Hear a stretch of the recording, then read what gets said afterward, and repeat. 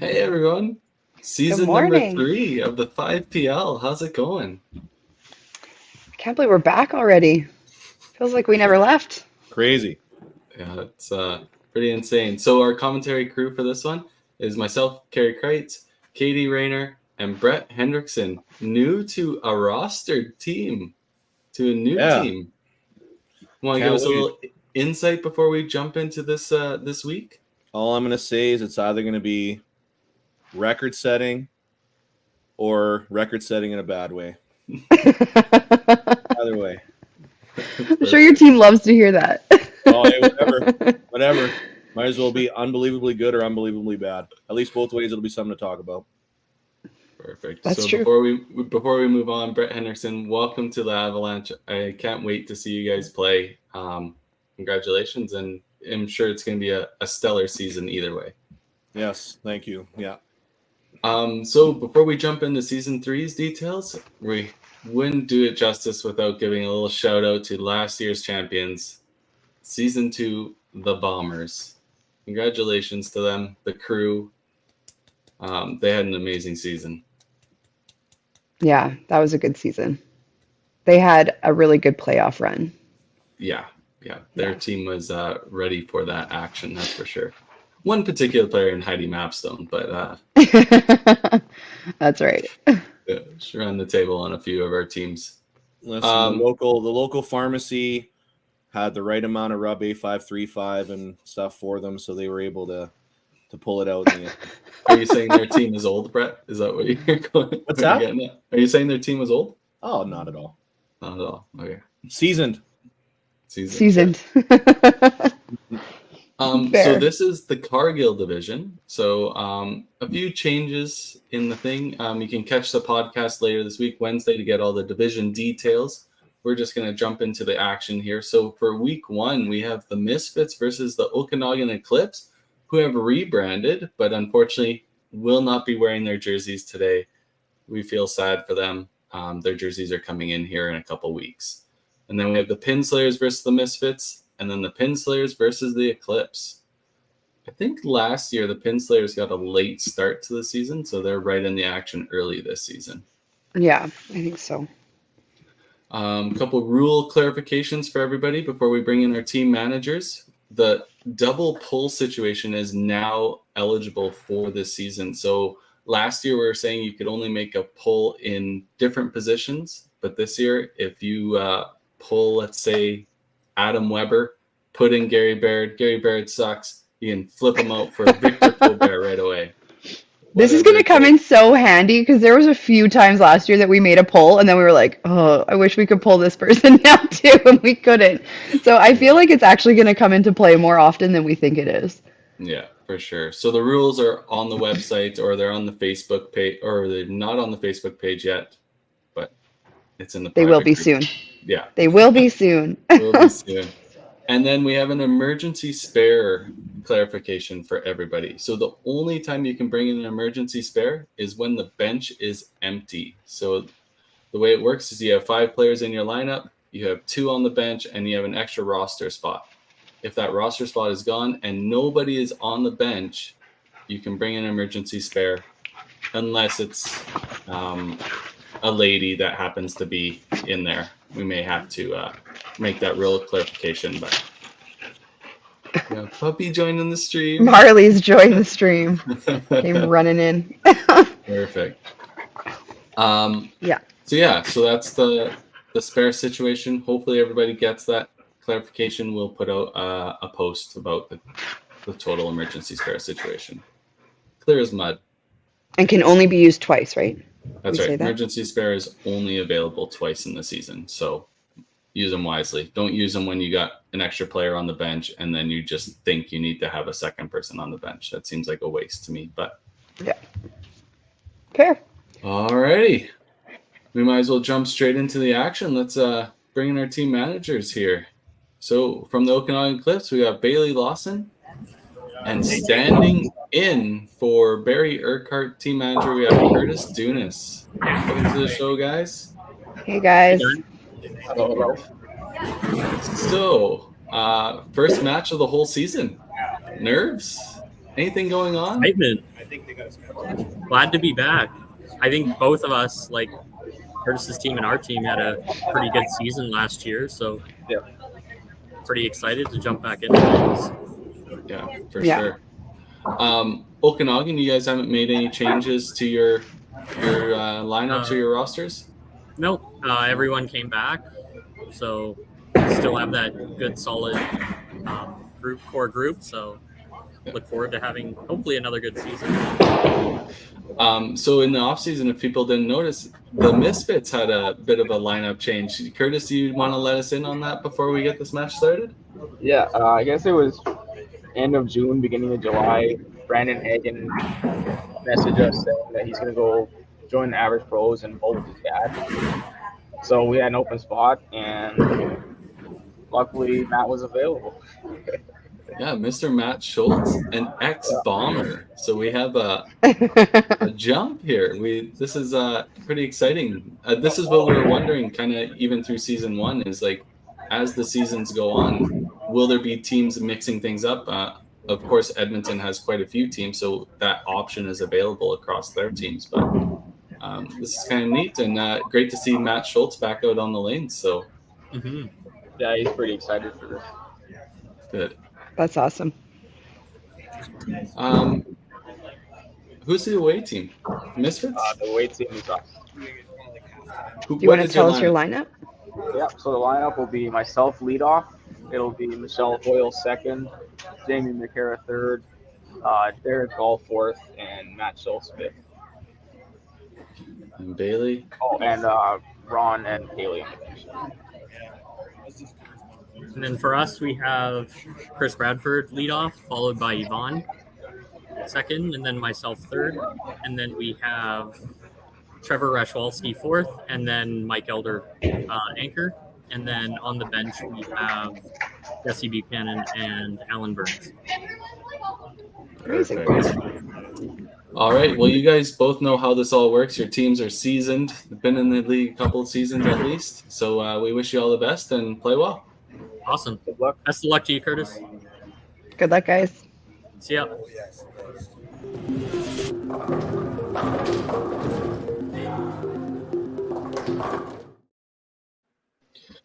All right. Here we go. First match of the Cargill division for season 3. Getting started. Yeah, you can see that everybody's all bright-eyed and bushy-tailed, right? Everybody's got championship aspirations right at the beginning of the year. So, right, let's see who gets off on the right foot in this first match. Are you saying like you're waiting to see whose dreams get dashed early? No. But listen, you can tell by body language and the way how teams are getting excited when good things are happening late in the season, the teams that were still in it and the teams that weren't. And I mean, it's just human nature, right? But yeah, I mean, at this point, everybody's even. Ooh, 12 count, hey? something interesting to start it off.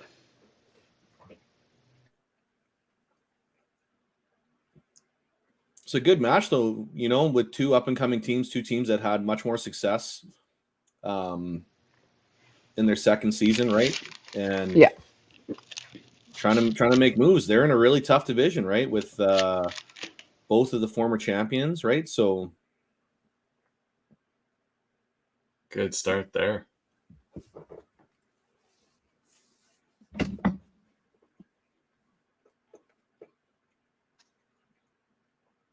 nice. I don't know about you guys, but my first ball's probably not going to be a mark. That's usually how it works.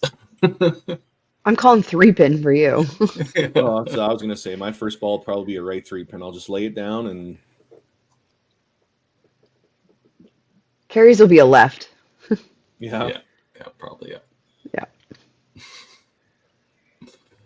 See if we can get some lane noises here. I was having troubles with it earlier, so we'll see if we figured it out. oh, Mr. Plow over there on the right side. And the Misfits are all just throwing strikes. Couldn't ask for a better start. 3 balls in, eh?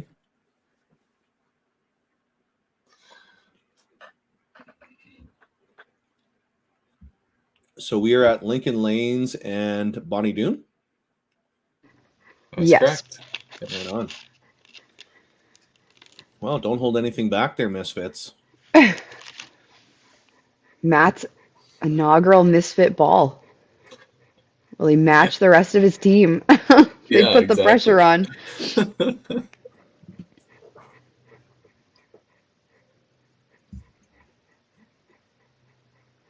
So do you guys have a screen where you're also watching the other team when you play? Yes. We usually, when we play at Bonnie Doon or at Sher Park, we put it up on the screen that's like beside us, like the lane beside us on the TV. So we have it right there. Yeah, just a YouTube feed. Okay. And does everybody watch, or do you have any team members who just put their head down and just do their own thing? I don't really watch. Hmm. I just kind of play. But the boys watch enough for me, so they always know what's going on. It's tough not to want to peek, eh? Like, Yeah, I think it's just like the open, right? You kind of want to know what you got to match or how your opponent is doing.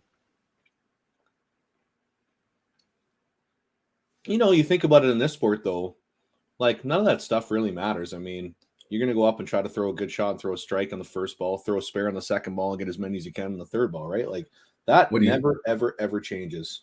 What are you saying? There's no defense in bowling? Well, of course not.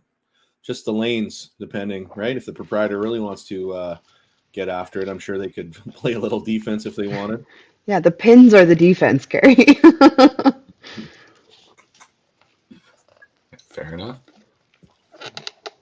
I know when I first started bowling competitively, Karen Armstrong saw me go up to the board like every 3 frames, eh?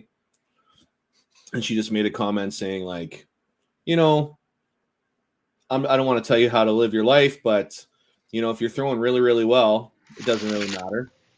And if you're throwing really, really bad, it doesn't really matter. So in the end, like looking at the scoreboard, it's not really important. Right. Because if you're doing good, you're doing good, right? And Yeah. Those are when, that's when it's like the best kind of playing though, right? When you're playing so well that you don't even feel like you need to look at what anybody else is doing because you know that what you're doing is what they need to match. Mm-hmm. It's just tougher when you're not playing that well. And then it's like, what do I need? Yeah, when you're at a really high scoring center, you kind of want to know what the pace is, right? Like even if you're averaging 275, let's say you're at Regina, that might not be enough. Not cut right? it, yeah.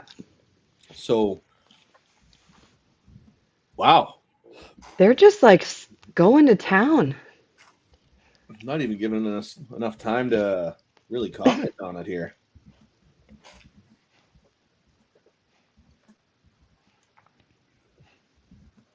Nothing but marks over there on the Misfit side.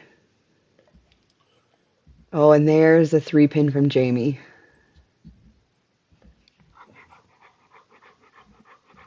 Yes, you can see the other division on the other 5-Pin Universe YouTube page. It's our second channel. Let's see if I can grab a link for you.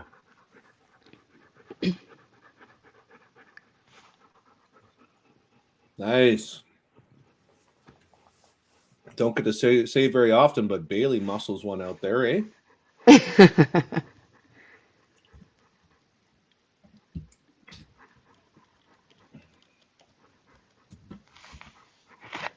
Just in the chat, there is the link for the other.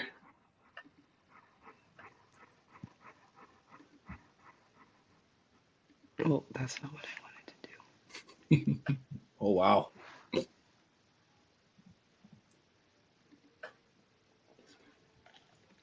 Right on. So this is the kind of response you want to see from the Eclipse. Right? You had 3 opens, whatever. Brush it off, come back, throw some good shots.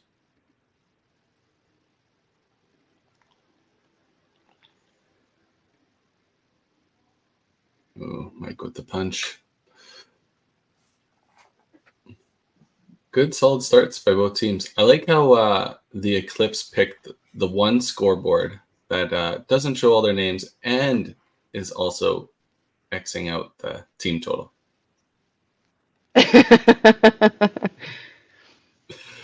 They tried. Yep. They know what they're doing. Even with Mike's head pin in the last frame here, still a great frame for the Eclipse. 3 strikes and a spare. That's really all you can do when you're going up against the 4 strikes that the Misfits are putting up there. Yeah. Well, I mean, Lots of no doubles matter what working. happens, the first shot for the people on the doubles, right? You're getting way up here, or you're just bringing yourself back down to the competition. That's right.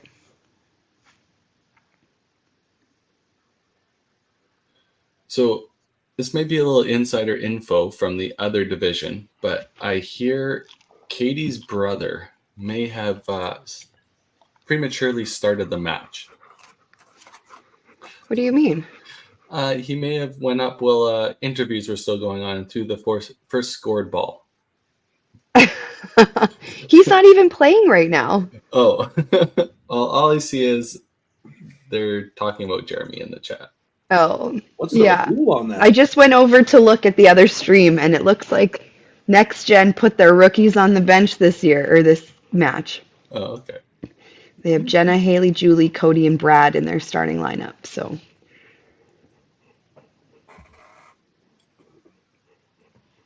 that wouldn't surprise me, though, if my brother did something like that. I was really hoping that they would be in our division so I could show them exactly how it works, but Giving the old sibling what's what. wait till playoffs. So the first couple doubles for the Misfits are hits, side hits anyway. Yeah. Everybody loves a turkey, but, I'll go double corner spare any day. Marks Yeah. on marks. Oof, there you go. I don't know what he didn't like about that one, but there you go. There's one double back. And Misfits are only possibly working on 2 at the bottom here, seeing how the 4 and 5 hole throw.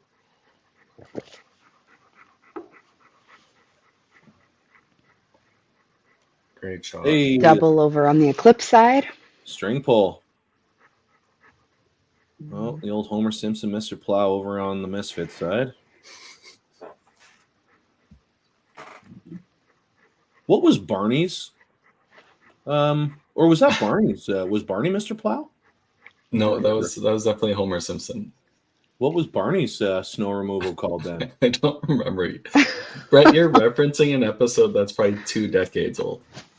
It's okay. We're all more than 2 decades old, so we can remember. That's Come on fair. now. I've never watched The Simpsons like a day in my life. I've maybe seen like an episode and a half. Get cultured.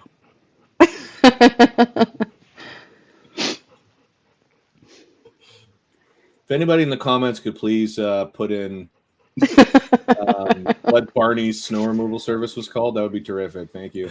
It was King something, wasn't it? Was it the Plow King? Snow King? I don't know. It might have been Plow King. Yeah.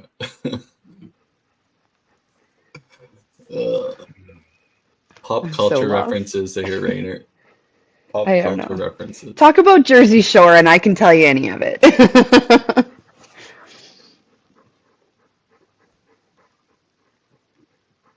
Matt goes up, gets another spare on there.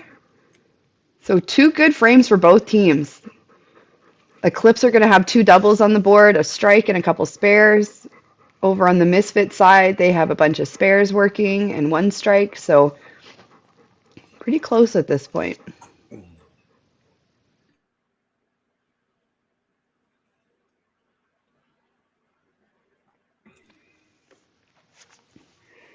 Oh, hangs the corner. It always amazes me when I watch Bradford Bowl that for a taller guy, just how, finesse it is. You know what I'm saying? Yeah.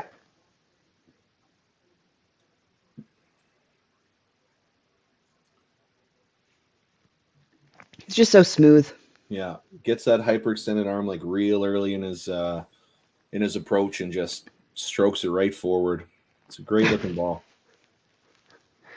Oh, Another head pin for the Misfits side. yeah, and in one of the spots where the person's kind of matching them, eh? So Yeah, that match is so close. They both have a couple strikes and a corner spare up there. little baby hook. No, it doesn't make it. It's okay though. 30s up will still do it, right? That'll still give him the advantage. That's right.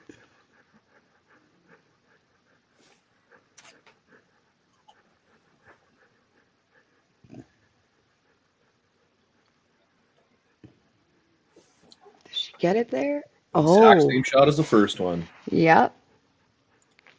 So that match is going to be, if she cleans it up, almost dead even, 100 to 95 at the four-way or the fourth frame. That Me, I'm top putting match this is under pretty the close to weekend. even. Yeah, there's no way I'm missing right 3 times. I'm putting that right into the left 3 pin.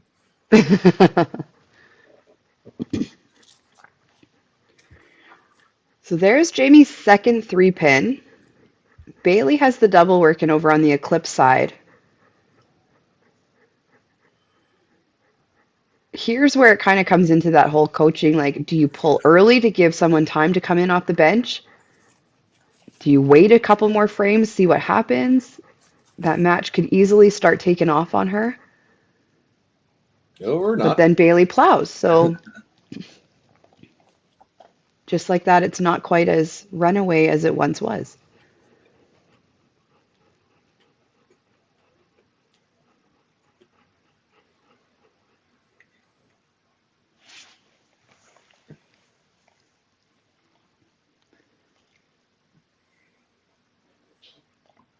Oof.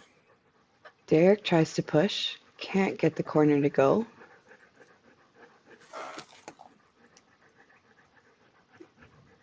So try and keep a close eye on the Eclipse's score here, but I'm guessing it's 374.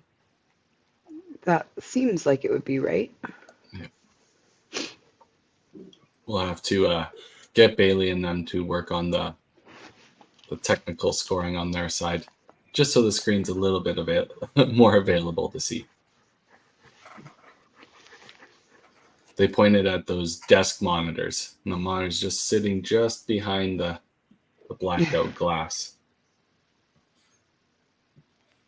So, as an Eclipse player, you would hope after the fury that the Misfits came that you could take advantage of this frame with them going 3 opens in the middle. But, you know, if Mike needs a big shot here, he's got to anchor him down a little bit. Yeah.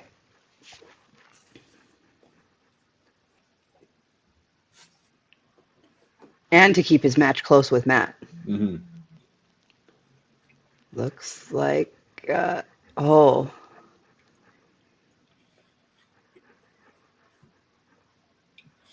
You know, I'm still good with a corner spare. I think as a teammate, it would still get me going, right? Like, For sure. good hit, 2 good shots in a row, right? Yeah, right on the beak. Yeah. We're feeling that. That's a good frame for him. So neither team really has a lot going on going into 5th frame. No. A couple marks, but Yeah, 5th frame before the commercial break, before your team gets a few minutes to settle down, and while we give our advertisers time.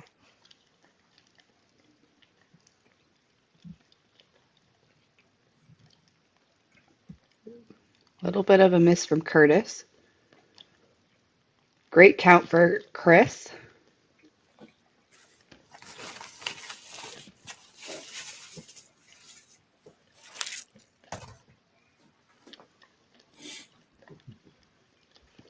Didn't do the teams justice and go over their rosters. I know they Ooh. kind of set their lineups for us, but Outside 3 pin there. So even after such a great start, Chris will have a slight advantage now. Slight, though. Slight, yeah. But that's kind of all you have to do, right? Just keep getting those spare conversions, plugging away at it, and hopefully your opponent's going to have that misstep frame where all of a sudden the momentum shifts a little bit. Well, and I mean, that's the best thing about our version of bowling, right? Is that even if somebody's going lights out, as long as you're doing your job, you're hitting, you're picking up your spares, you're always 2 or 3 good frames away from getting back in any match.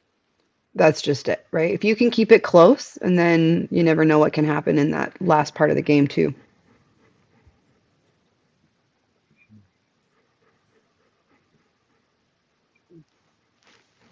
Another strike for Michelle. Refresh that camera for them. Gets back in it after her head pin in 4. So that match is still extremely close. Where's the leash Jamie's here? Oh, yeah. just not quite on the side of the middle. Bailey throws another strike up there. He's either strikes or head pins.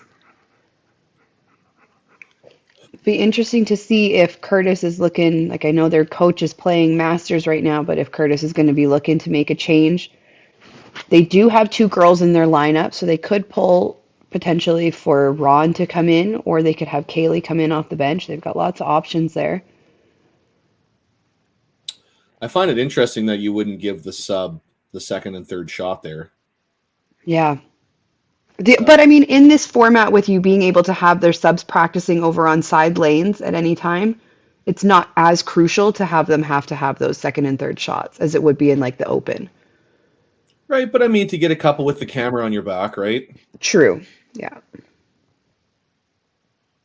Wow, what a great angle on that shot. You could see that arm go straight back, straight forward, and that ball just straight line right to that left pocket. It's like this camera angle was meant for his ball, hey? Like, it was, I don't know, that was perfect. It was planned, Yeah. just like that. Matt going to be looking to take the Misfits into the second half with a double here. And he gets it. So it looks like the Eclipse have 555 for their halfway mark. Or it could be looks like it. 556, somewhere in there. No, I think it's 555 because the 6s comes down more. There you 4 go. plus 6 plus 5 would be a 5. There we go. 555. And the Misfits have 575. So very close match. Obviously, the Eclipse have 4 marks where the Misfits are working on a double and 2 strikes. All right, we'll run our commercial and we'll bring back the second half of this match.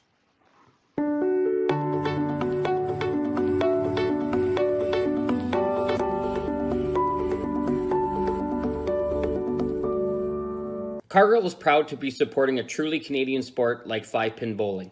We look forward to watching some great competition from many competitors and bowling centers across our country. With hundreds of locations across Canada, Cargill is committed to helping the Canadian farmer thrive. Whether it is selling commodities, getting agronomic advice, fertilizer needs, crop protection, and marketing expertise, Cargill is here to help. So please enjoy this bowling. Thank you.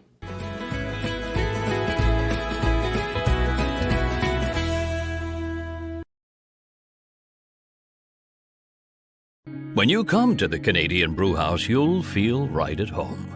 We work hard to make our house your house. With an affordable menu of appetizers, entrees, desserts, beverages, and killer deals on daily specials. At our house, you never miss a play. As sports lovers, we've ensured each location includes over 50 TVs and our signature Jumbotron. The Canadian Brewhouse is the place people want to be.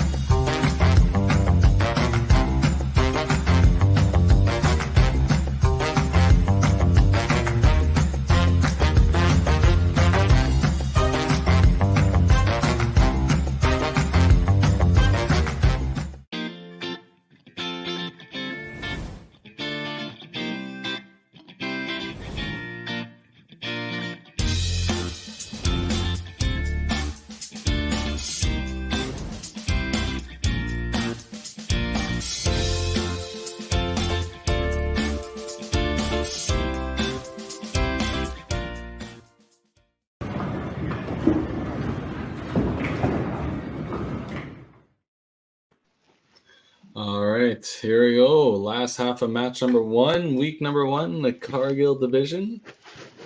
And it's close. It's close. It's what we want to see all year long.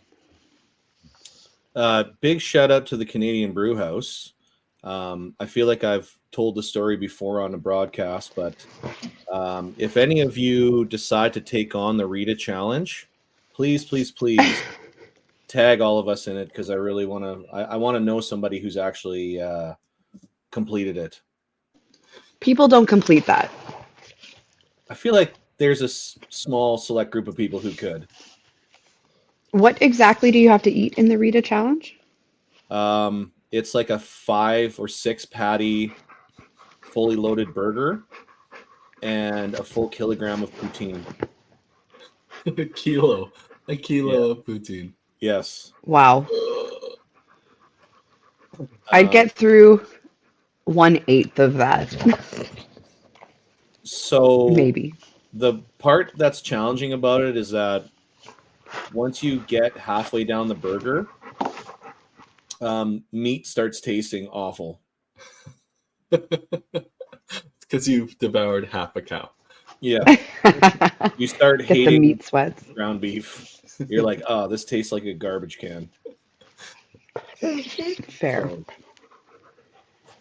All right. Well, the Misfits have come back out of the commercial break, not missing a beat here. 3 strikes up on the board. It's almost as if they started out like they did frame 1, right? Like the break kind of reset it and made it a beginning of the game again.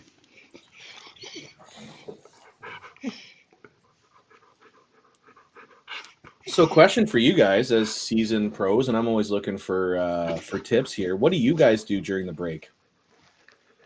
Usually we make fun of Tim. Okay. Yeah, it's just mostly a gab fest. There's not too much going on. Yeah. Roast of Tim Wiseman.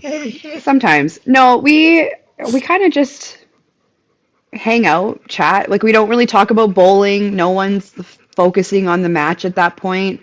Everybody kind of just goes, gets a drink of water, chats. We're all throughout the whole match, really, we're kind of just joking around with each other. So that continues more since there's no bowling to distract us in that 3-minute span. So just everybody kind of stays loose and chats with each other. I guess it could be very easy with all the prerequisites and all the things you have to do before you get there to take it way too seriously. Do you know what I'm saying? Mm-hmm. Yeah. Yeah. Yeah. We tend to have a really good group. Like, everybody's pretty much jokesters on that team. You have a couple serious guys and myself and Gary Baird, but other than that, like, everybody else jokes around quite a bit, so it keeps the mood light. And And just because they're the serious ones doesn't mean that they are immune to us joking around about them. So oh yeah, for sure. they take their fair share. Just looking at how this 6th frame is going down, it kind of seems like the Okanagan Eclipse have kind of just handed back the control here. Right. Yeah, like we were saying there, like, commercial break is just something different. It may not be the same for everybody. And we've seen so many times that someone will be on like a 5 in a row going into the commercial break, and then their back half is just atrocious. And you've seen it the opposite way too. Some people use that commercial break as that reset. They have a really tough first half, and then they come out from commercial break, and it just completely is changed, almost like it's a new game. Yeah. Well, again, with the anchor spot here, could keep everybody kind of reined in here.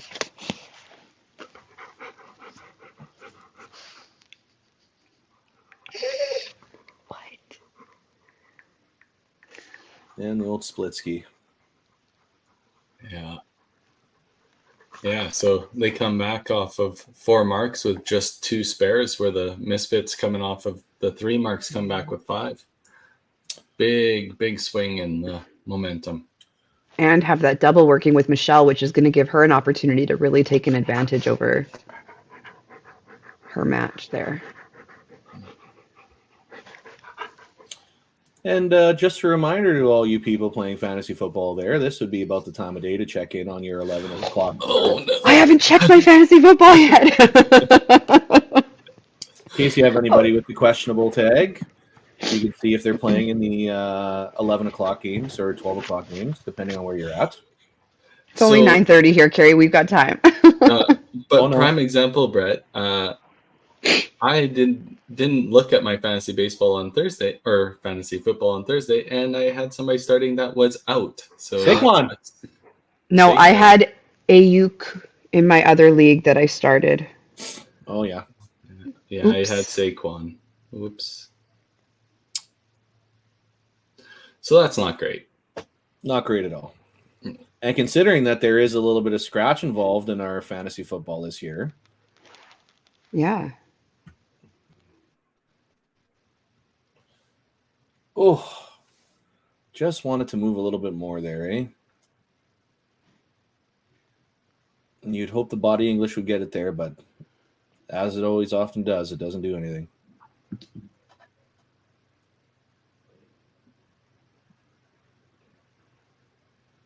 That looks good. Good spare.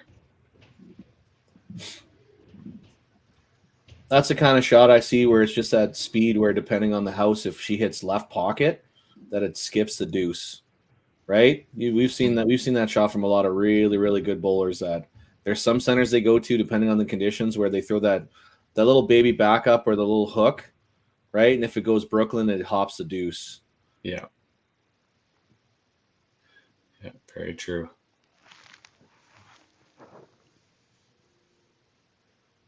Oh, Bailey with Oh, a and a little. 3-pin. Hits the broadside of it.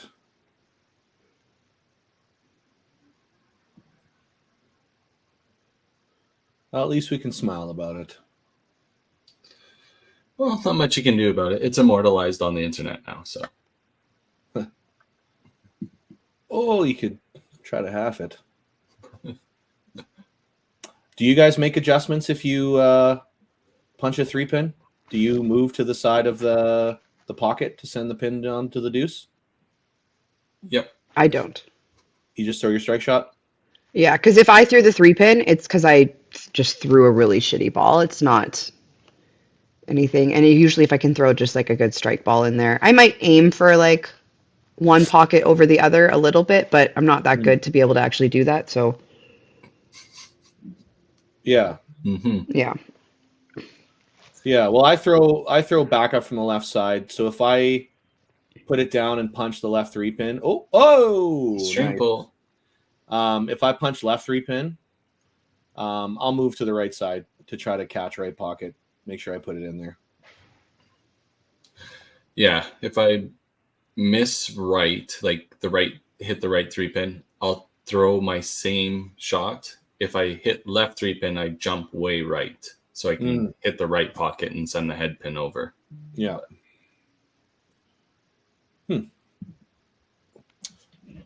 All right, so we need Derek and Schultze to kind of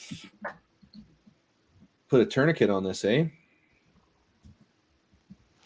Okay. And a 7.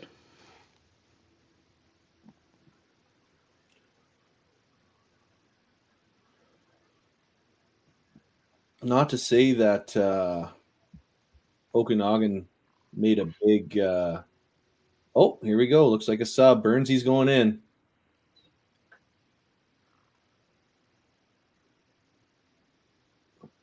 Mike made a straight dash for the washroom. We have a tangle on the Misfits side.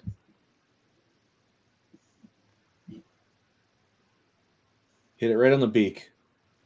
All right. Turns around and says, "Come on, man. It's easy."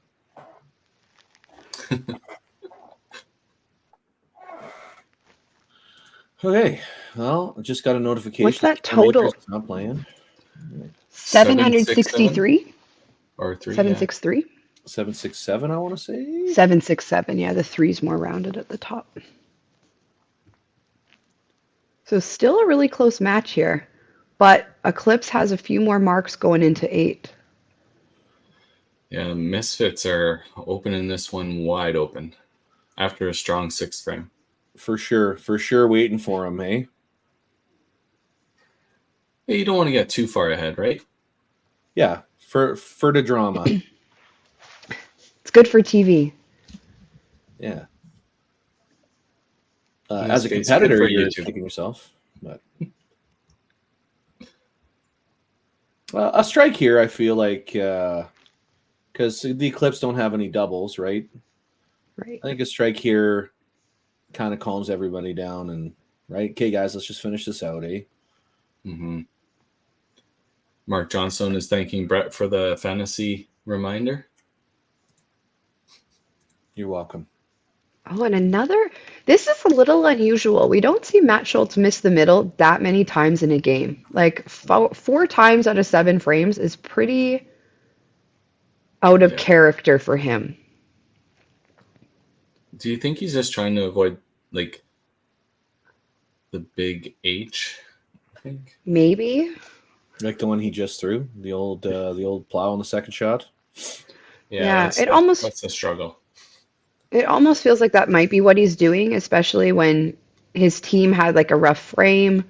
He's probably not wanting to do the same kinds of things, but like, because you wouldn't think that the pressure would be getting to him. He has so much experience, and you wouldn't think that like nerves would be getting to him, because again, like that's just not really characteristic of him. So maybe trying to just avoid that too perfect shot.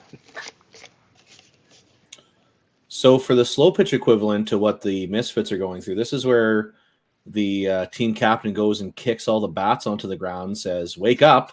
Yeah. For sure it is. Yeah. Yard sale the bat. Yeah. The bat collection. I get mad. I get so mad when they do that. It's just like, hey, man, I'm 1 for 5. Back off. Don't kick my bat. I've seen the bases. Yeah. 1 for 5. I'm hitting 200.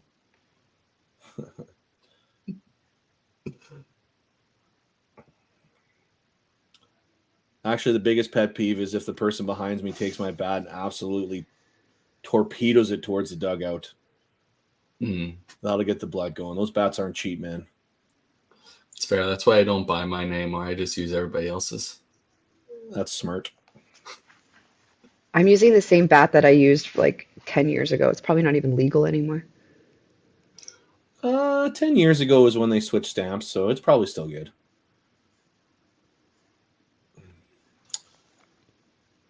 All right. Spare here. Michelle keeps the advantage. And now we're pretty much dead even going into oh no. Sorry. I thought we're hopping all over the place here. That's good. So we got 205 versus a possible 208. So that match is nice and tight. yeah. Oh, good shot by Bailey. That's tough with the straight shot going across. You're hoping that 3-pin turns over and bowls itself into the deuce, but kind of just flopped around there in front of it.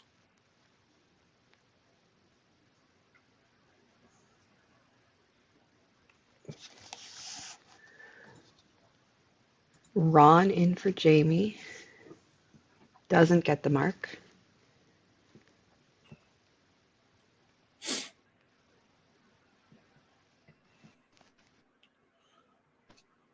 Big shot for Trevor here.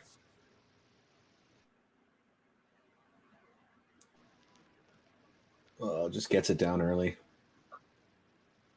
He knows what he did. He knows what he did there. So this is going to be an opportunity for Derek, if he can throw that strike in 8, to really kind of switch a little bit momentum going into the last couple frames here.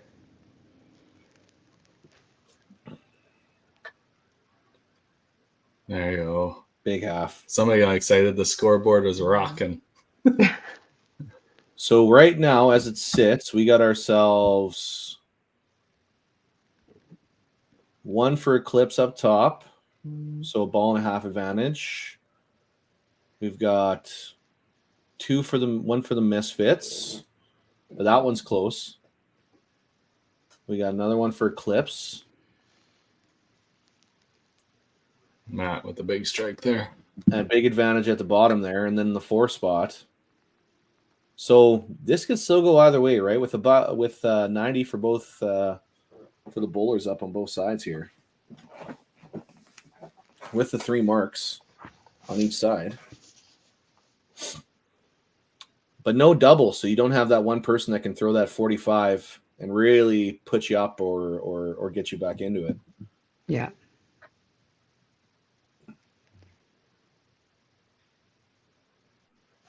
All right.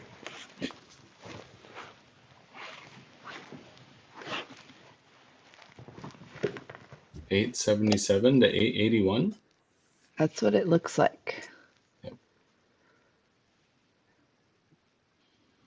It's going to be a big 9th frame. Like if one team can throw a bunch of marks in this 9th frame, I think that's going to be what seals the deal.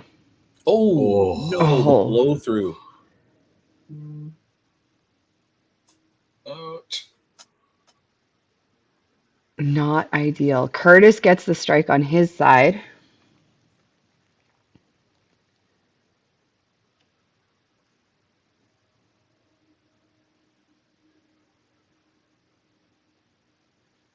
And the spare for Chris. That match is still anyone's game at this point with that strike working for Curtis. You think adrenaline blew that through there? Because you know he wanted it. As soon as it came out of his hand, he was like, that's where I wanted it. Yeah. I think that's just misfortune. That was exactly for what he sure. wanted, right? Mhm. I don't think he gave it any extra or anything like that. Chris doesn't tend to overthrow a ball, so that's just yikes. Oh, yeah. Michelle, steady Eddie all the way through, right? Not too many mistakes. 5, 215. Yeah, so Michelle will be at least a ball up going home, depending on what happens here. Mm-hmm. Nice. Confidently gets that corner. The straight at it, eh? With the hook. Yeah. I love it. Another corner pin over on the Misfits side for Ron. Lots of corners in the 9th frame here.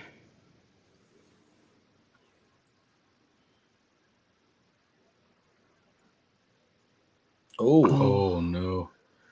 so He Bailey. misses gutter side. Oh my goodness.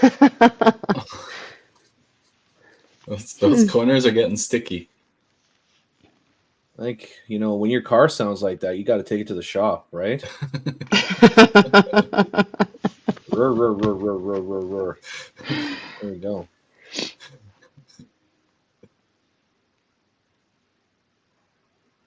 Oh, good. Oh. I don't know why I was nervous there. I forgot that he doesn't really hook it or back it up. It's Yeah. going to go where he threw it. Derek Gall, the big Oh. double. The Dublé going home. That's massive.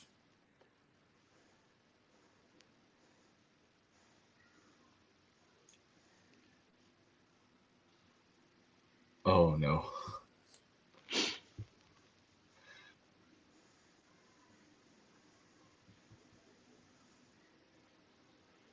Well, I can say that Eclipse they won't get Snowman Nope. because of the middle one, but this could be 7-1 depending on how it finishes here. Yeah. They got 2 big doubles at the bottom there for the Misfits. So Yeah. team totals looking pretty stacked at the moment. So 1 and 2, each team has the advantage on one side, right? Like, yeah. But it could go both to either team depending on how the finish goes.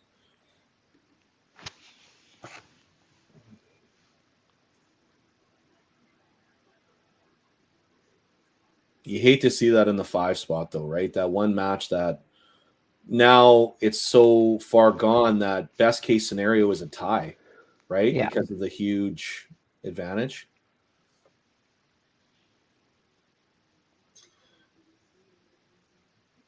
All right, big 10th frame. Here's all your points coming to it. Bradford's ready to go, eh? He was like right on the lane as soon as Allen threw his shot.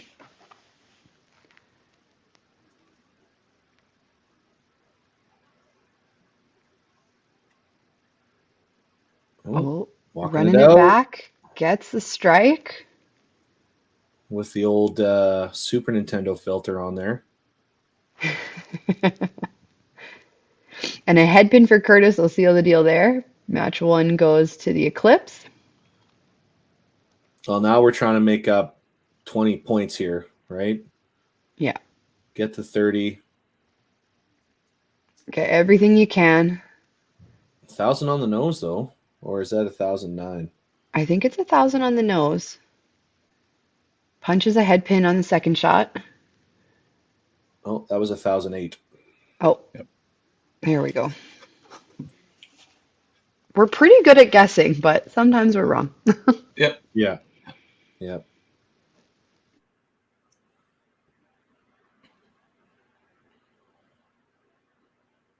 Everybody's favorite scorer.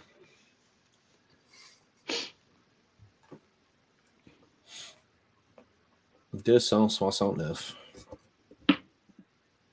for our French viewers. Michelle, big strike there. Pretty much locking up that match. Oh, I'd hold on. A little plow 5. It loses by. That's why I left a little wiggle room. Pretty much. Oh, little baby hook, and doesn't get Doesn't get the push of the corner. So now that match is going to the Misfits. Yeah.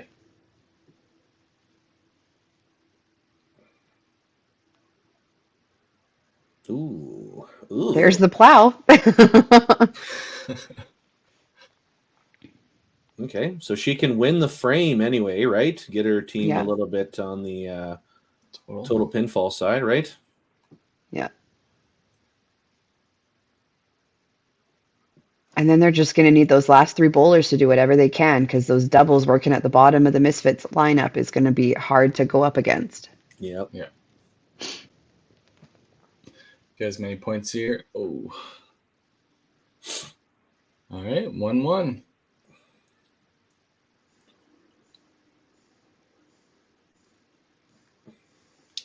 Well, Bailey just needing a deuce to secure the win here. I've seen him throw one of those. Doesn't matter now. Yeah, fair.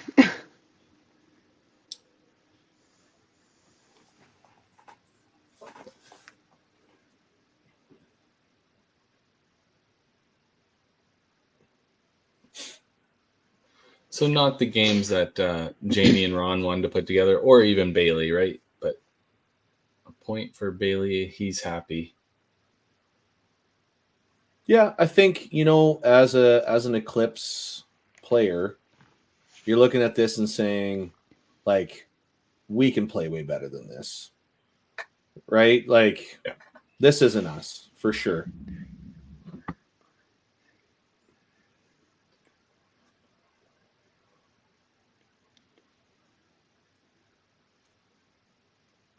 Because, nobody's really going gangbusters on the left here, right? And this was a very, very winnable game. For sure. I mean, they were doing what they could, though. Like, they had 11 corner pins. All of them were spared. They were not missing shots like that, but just not really throwing any strikes together up there.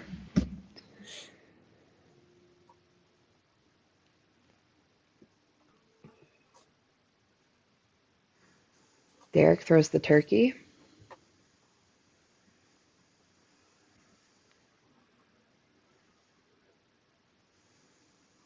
Ooh. Another corner pin for the Eclipse. There. 4-bagger. First ham bone of the season.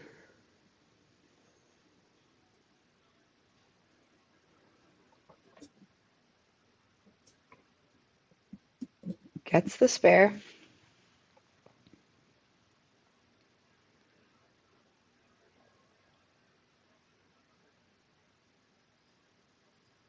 And a head pin for Derek to finish for a 280. Good spot for it. Yeah. It's a great game. Man, the old freewheel bang out for 3-something here for Schultz because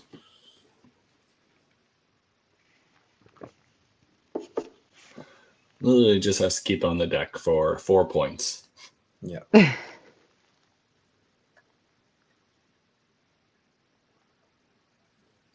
There we go. There's the first one.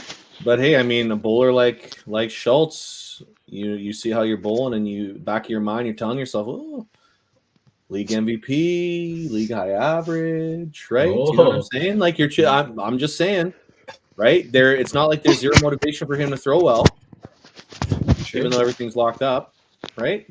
Yeah. I mean, there's a person who's more than capable of doing it. Yeah, For sure. So. Yeah, I would say it's a strong start for him for sure. He's going to be high game in the anchor position. You go back and you tell yourself, well, my strike percentage was pretty good this game. Yeah. Every time I touch the middle. He should use that strategy more often. You just called it, though. He's plowing this shot just because you just said that. You think so? Oh, I think he's going to smoke this thing right to the back. He's going to hit the head pin 3 times. I'll take that bet. It's going to be another strike. Yeah.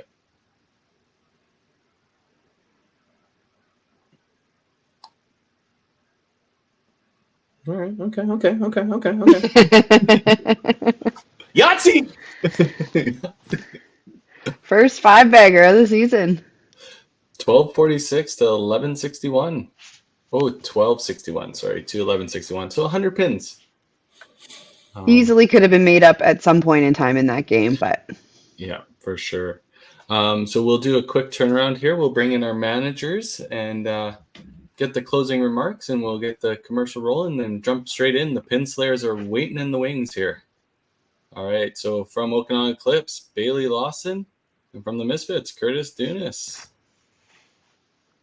You guys are both muted, just so you know. But how do you feel about the first match of the season, guys? We'll start with Curtis, just because he's the winning team. How did you guys feel out there? There was definitely some nerves to start, but I think we did pretty good. Wasn't too many issues. Just some of us weren't as sharp as we should have been, but that's why it's a team game. Well, one thing we did note was coming out of the commercial break, you guys came out firing through a big frame, and then all of a sudden the center frame, it kind of petered away right away again. So I guess wondering commercial what break happened is there. the next frame, I guess. We forgot about it, and then everybody talked about it. I think that's what it was. Yeah, for sure. And Bailey, how I know you guys only got 2 points that match, but a little bit of struggles here and there. You guys, a lot of corners going on. Yeah. How are we gonna fix that?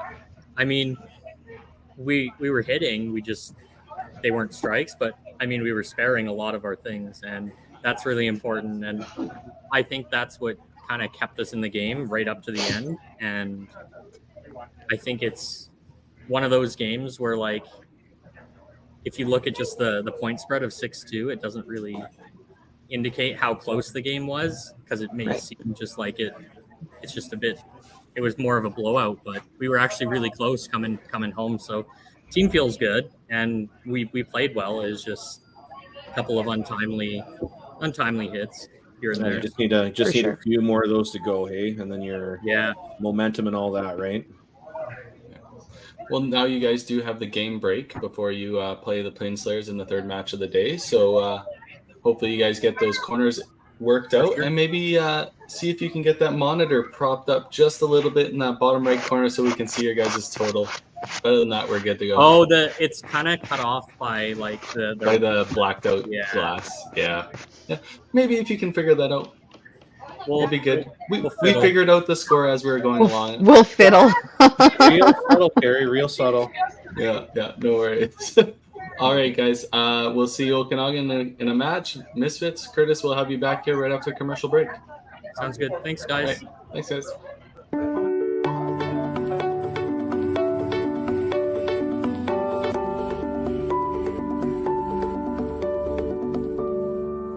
Cargill is proud to be supporting a truly Canadian sport like 5-pin bowling. We look forward to watching some great competition from many competitors and bowling centers across our country. With hundreds of locations across Canada, Cargill is committed to helping the Canadian farmer thrive.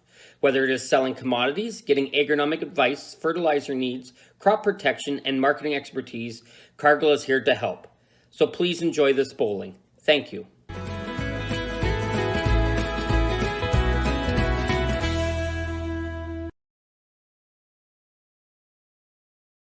When you come to the Canadian Brewhouse, you'll feel right at home.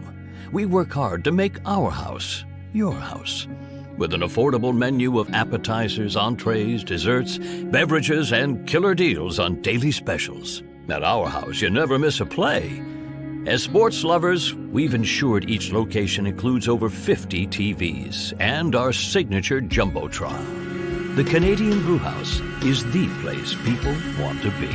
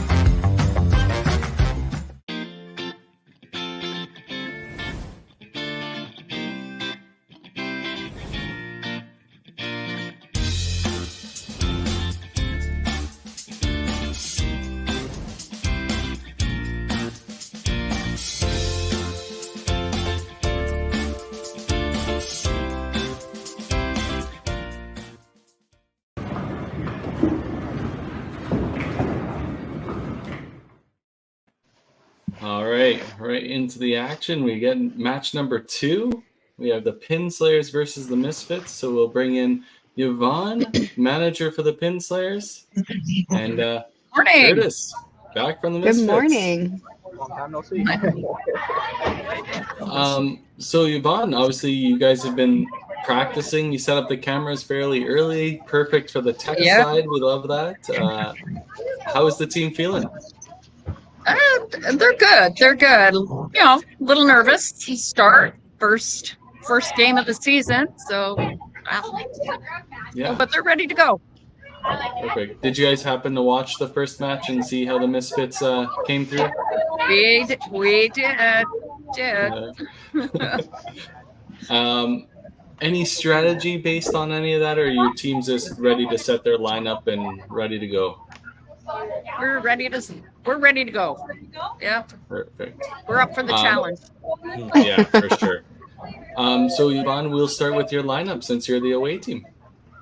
Okay, so we have Carol, Morgan, Adam, Nathan, and Sean. And on the bench we have Dawn and Kim. Perfect. And Curtis, any changes to your guys' lineup? Yeah, we have a few changes. We're going to put Michelle lead off. It'll be Bailey second, myself third, and then the bottom two are still the same. Derek and Matt finish out. Perfect. And who's on the bench, Curtis? It'll be Jamie. Awesome. Well, if you guys are ready to go, we're ready to rock and roll here. Yep, we're ready. All right. Well, best of luck, guys. Okay. Good luck.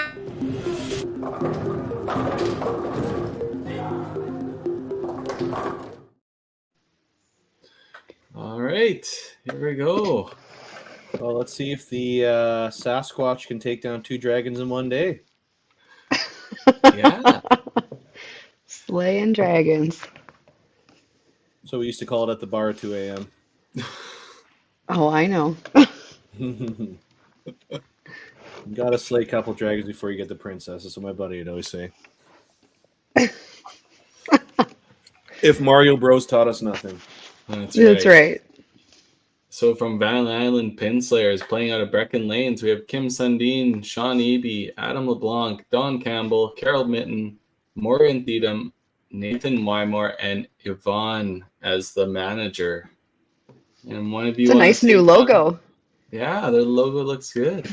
I can take on the Misfit logo or the Misfit roster. Curtis Dunas, Ron Perry, Derek Gall, Matt Schultz, Jamie McCara, Kaylee Mack, Michelle Hoyle, Brandon Coburn with their manager Barry Urquhart. We're going to have to update that graphic. I'm not sure if Bonnie Doon will be called Bonnie Doon Bowl or Bonnie Doon Lanes as their actual name.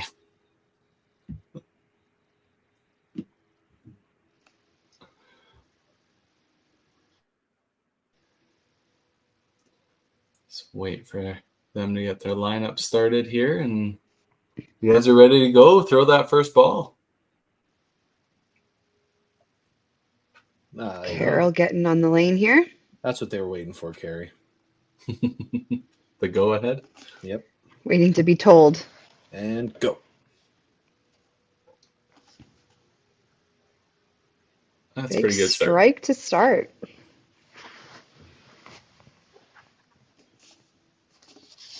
There you go. Refresh their cameras here. So, with the managers across the country and all these different teams, right?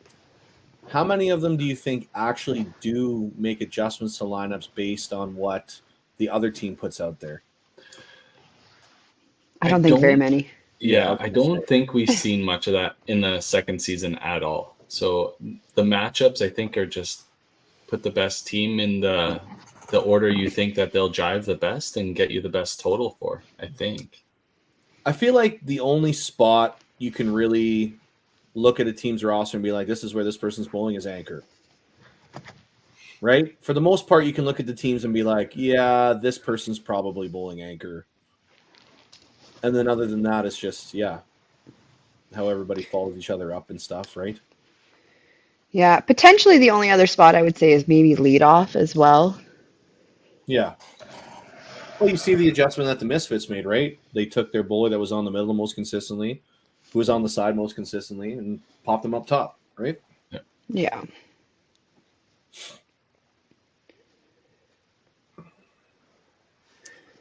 Our coach would always say, hits and energy. That's what we want up top. Yeah. You don't want somebody up there ripping 3-pins and going through the hole or anything like that. Yeah. It's hard to build momentum that way. But at this level, there's going to be a few of those 3-pins. Obviously, we've seen them in the first match. There's going to be even the odd 2-pin, but all these players are so good that that's not going to be the norm, right?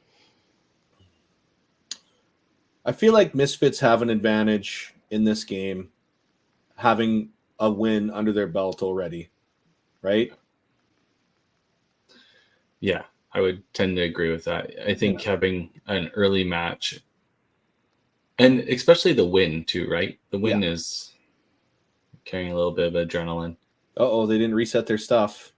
So it's accumulated from the first game. That is true.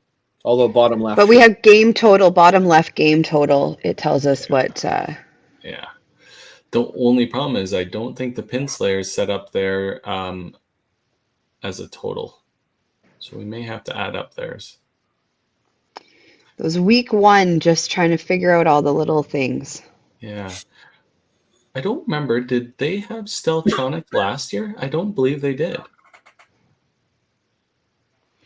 So it might be a new scoring system for them, right? I was going to say, this looks like a new scoring system. I don't remember seeing this kind of scoreboard last year. Yeah. So they'll be working out kinks as the weeks go on. So we'll try and keep their the running total for everybody here? We had a couple centers in Winnipeg update their scoring systems this year. Polo Park went same as Sherwood with the Steltronic. And I don't know for sure, but I want to say that Westwood Lanes, the old Village Inn, I think they went to the most modern Brunswick scoring. Okay. So I don't know if it's still sync or if it's something else, but that's a big investment. It's a big investment, those scoring systems, right? So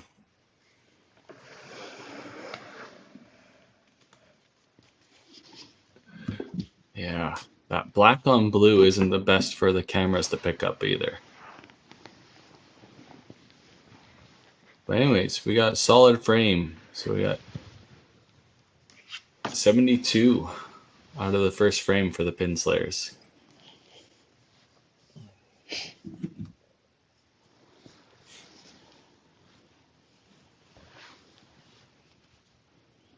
So that's not bad for a first frame this season, eh? Strike, few spares, plow. Pretty standard. Yeah, anytime you can have those 4 marks in a frame, especially in frame 1, you can't ask for anything more, really. Michelle puts a double on the board early for the Misfits.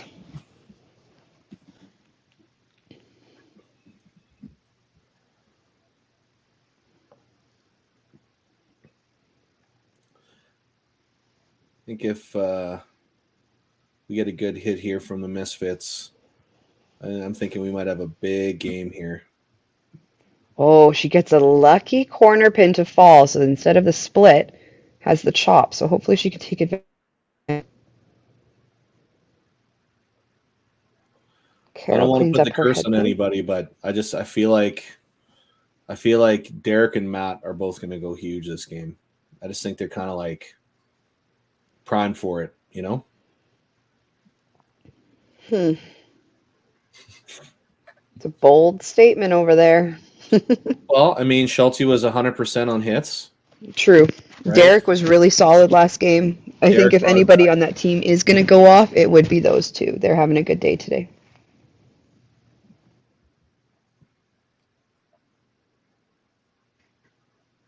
Nice strike for Curtis.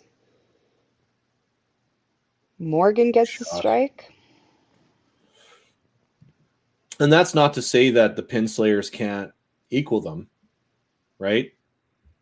But I'm a big Moneyball guy, so we got some stats for the Misfits so far. We don't really have any stats from the Pin Slayers so far this season, right? So I just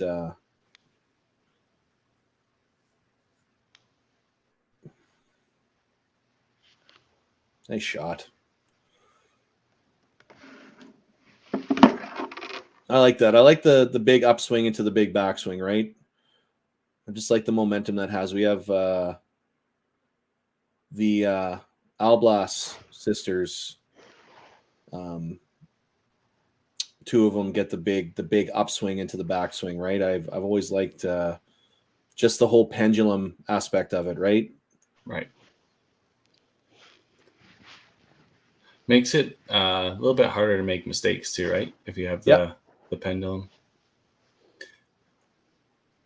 I definitely don't use a pendulum, so hence why lots of left 3 pins, as have been discussed.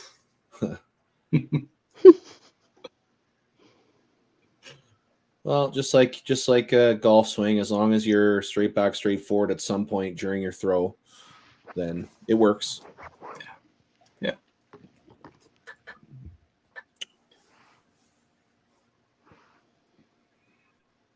All right, we got Misfits getting another 4 marks, so 9 marks out of the first 2 frames. Pretty solid.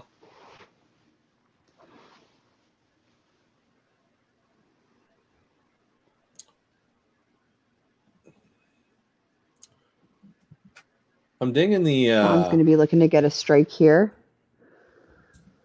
the black with the bold blue and reds and stuff of the Pin Slayers fit now. I'm digging it. Yeah.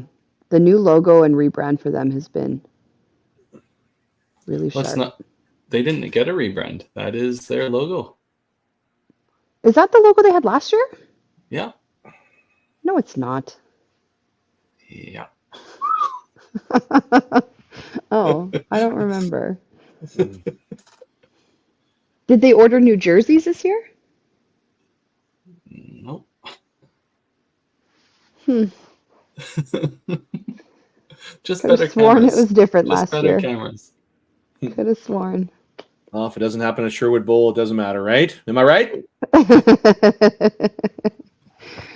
I'm just Pinslayers apparently in my own little world half the time.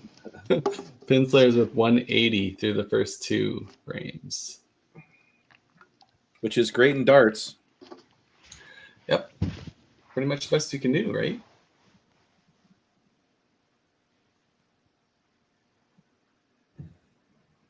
Just a little miss from Michelle. If there's any Pushes sport it whose back. popularity pisses me off in comparison to 5-pin bowling, it is definitely darts. Darts did it right. They started in pubs and made the fat guy popular. Look at that go. Oh, and That, Michelle blows by on her double. Gave some points back there. we could classify that as very uncharacteristic for sure. Nice half by Carol. Oh yeah.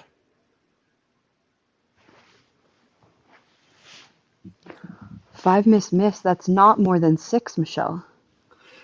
No. Well, if somebody goes up to you and says, you're going to have 16-3, you'd be like, okay, all right, well, we'll probably have to bring it back. But then you find out it's with a double in 1 and 2. You're like, ooh. Oh. Didn't say how you were going to get there, but Yeah.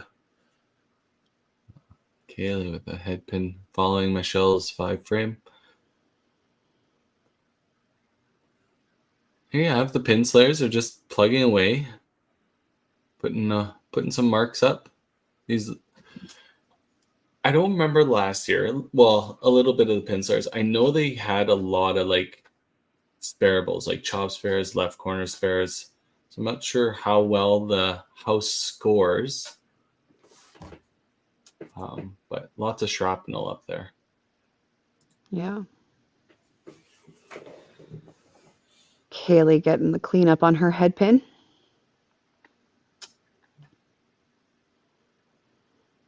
So that match is fairly close here.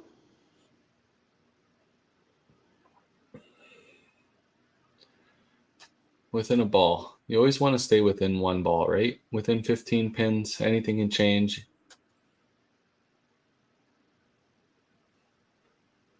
Curtis goes up. Oh, and he gets the late falling corner. Walked off the deck.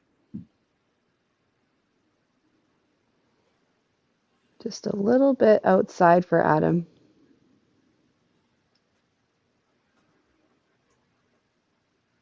It almost looks like he's trying to throw like a statement strike. You know what I mean? Like that big old bomb to just Send the other team shaking in their boots. Right? Yeah. Like if this guy's in the middle, holy smokes, we're going to be in trouble. Gets the spare.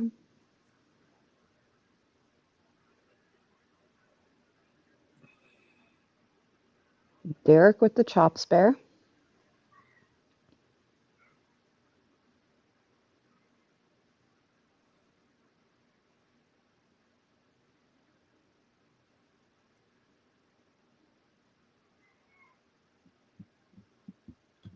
Another little miss on the pin slayers, so they're going to really need to start getting some strikes up on the board here. Yeah. So tightening up and making sure the middle hit.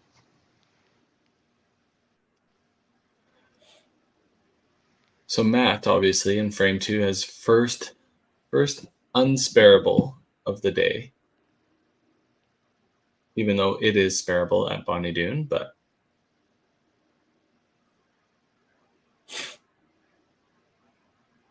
Everything is sparable at Bonnie Doon.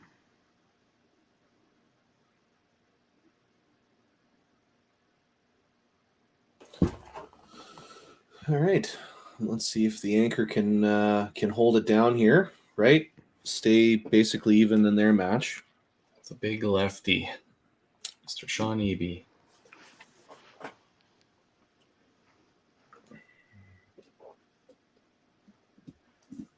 Got it. Good carry. Good carry.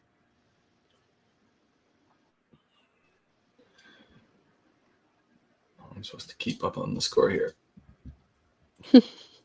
And the leadoff match that absolutely got flipped on its head in the third frame here. 281 for the Pin Slayers through 3. Yeah. It's interesting that leadoff match. Like if you're going in as Michelle and you have the double, that's got to give you some confidence like that, hey, I've started off strong, like here we go. I have kind of the commanding lead here. But then when you look over at Carol, she hasn't had like a commanding performance, but it's nice and tight and it's really close because she's just kind of plugging away at it. Well, she's hit what she's aiming for every shot this game. Where Yeah. Michelle cannot say the same thing. Right? Like there's 4 shots Completely. in there out of however many, like half, right? First shot in Out the of third 7. frame there. Yeah. Out Made of 7. sure I'm not missing left 4 times in a row and gets it right.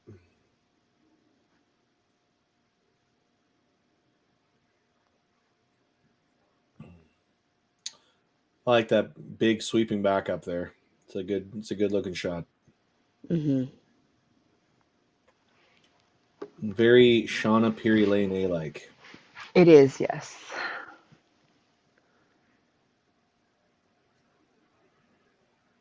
Oh, And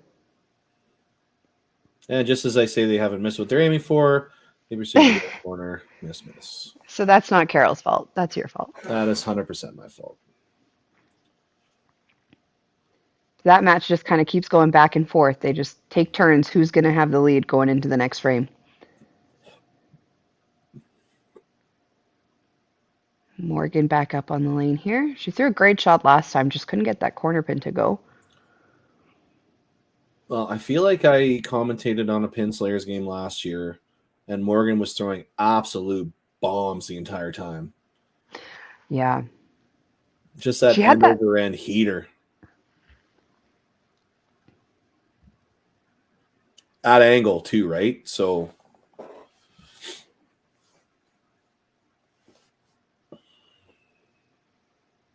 Yeah, I feel like the times that I've seen Morgan play, when she's on, it's dangerous.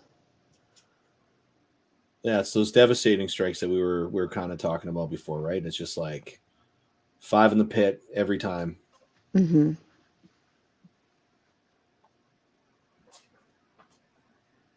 Does that ever anger you a little bit when you play against someone who, they're getting strikes and there's still like 4 pins on the deck when it's all said and done?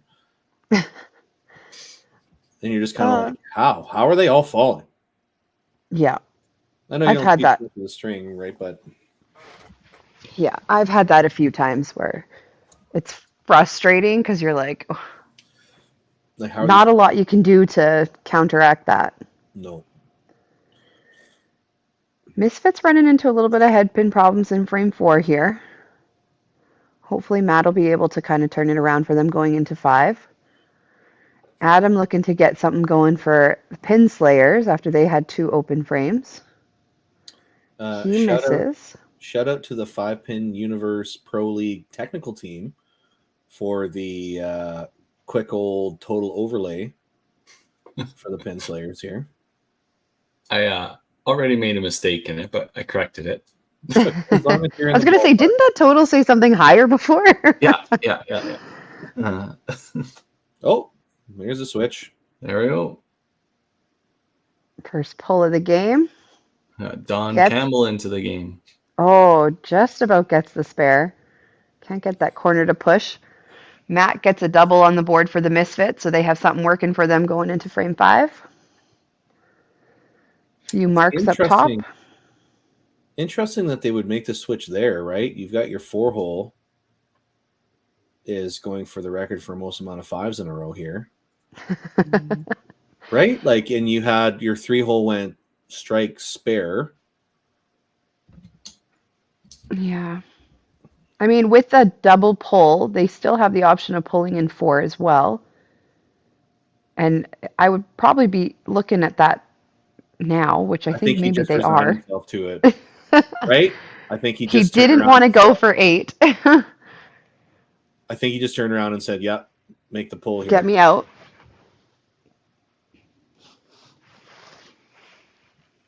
And Yep. there we go. Kim Sundin going in.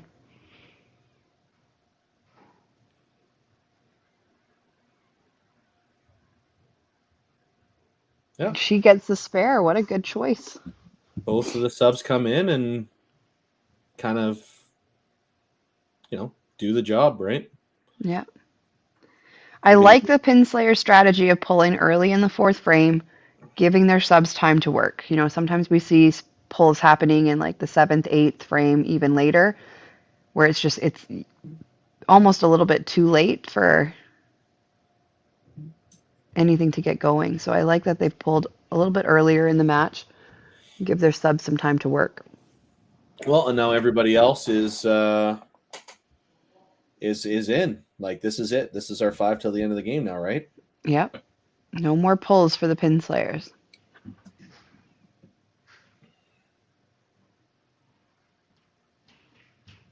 Another little misstep from Michelle. So we saw that she missed left on the first ball of frame 3. Now miss right. Well, and the flexibility of starting 2 women, right? Mm-hmm. Oh, and another 5 miss. So at this point, are the Misfits going to need to start looking at making that pull as well? Michelle had a great frame 1 and 2, but frames 3, 4, and 5 have not been her best. Yeah, like she had a great first game too. So how much room do you give her now? Yeah, how long is that leash right now? I'm going after that first shot in 5. Yeah, I probably would have after the first shot in 5 as well. And on their bench, they have Jamie and Ron. Ron came in the first game and did fairly well in his part of the game. Sweep it. Sweep.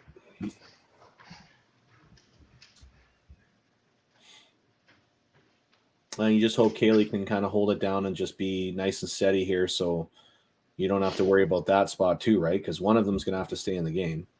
Right. They could put Ron in, though, and then Jamie would be available. Yeah, they don't have to technically both stay because they do have that female sub on their bench. Ah, yes.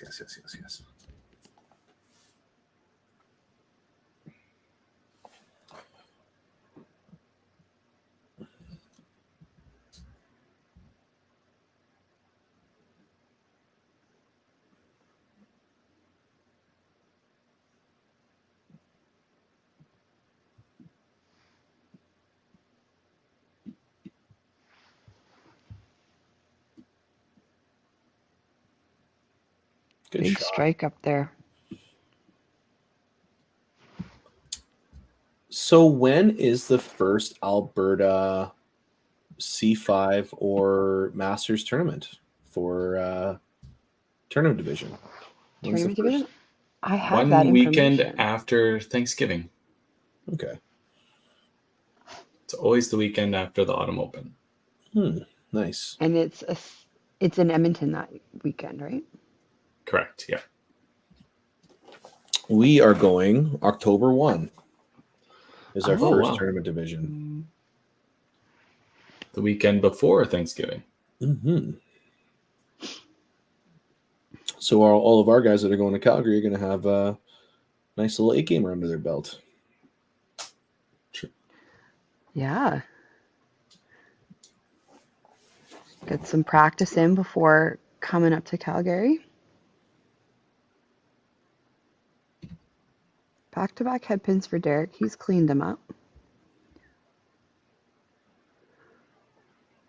Sean and Matt both looking to get those turkeys on the board.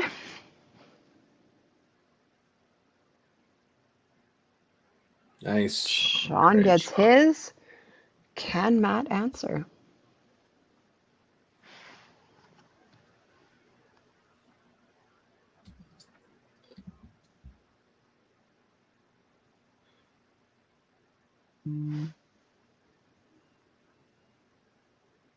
Great job, Matt. So 500 for the Pin Slayers after 5 frames, which wasn't far off the pace of the Okanagan Eclipse. And Bonnie Doon at 552 for the Misfits. After the 5 frames, we're going to run our commercial break and bring back the last half of the second match of the day.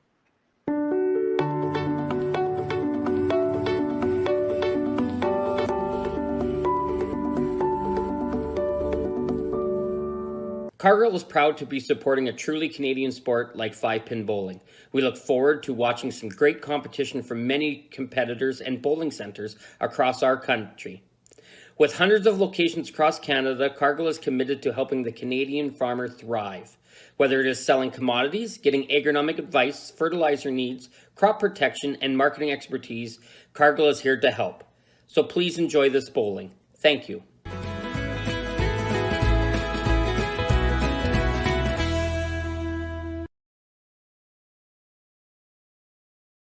When you come to the Canadian Brewhouse, you'll feel right at home. We work hard to make our house your house. With an affordable menu of appetizers, entrees, desserts, beverages, and killer deals on daily specials. At our house, you never miss a play. As sports lovers, we've ensured each location includes over 50 TVs and our signature Jumbotron. The Canadian Brewhouse is the place people want to be.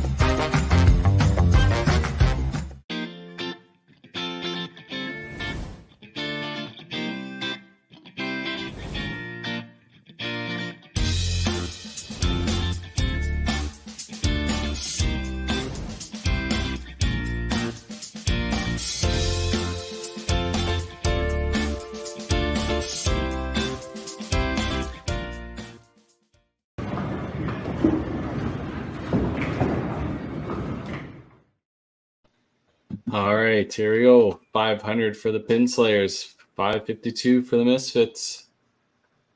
Half a game left. Slight half. advantage for the Pin Slayers, I think, right? Just an update. Dwayne Gilardi has finally woken up and has messaged back the new rules of the league. Was he sleeping? I feel like he's the type of guy that'll sleep until 11:30. Oh. Interesting. All right, we have Jamie coming in for Michelle, so they're not even going to give Michelle a shot in 6 here. Jamie misses left.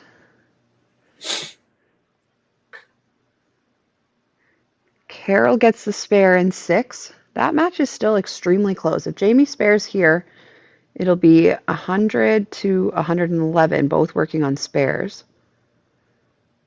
I'm trying to remember, did Ron struggle when he came in last game? He had a couple frames where he struggled, but he also threw a couple marks up there. But like together, him and Jamie, their match was rocky. Yeah. So it was not really a surprise that the two of them were the two that were on the bench starting this game. And potentially that could be maybe where there was a little bit of hesitancy to make the pull, just knowing how they played in the first game, but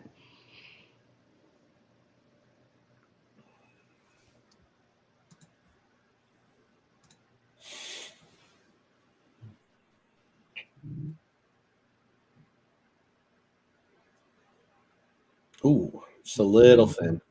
Pitched it just a little bit, couldn't grab and get up into the pocket for him. He took a hop there, eh?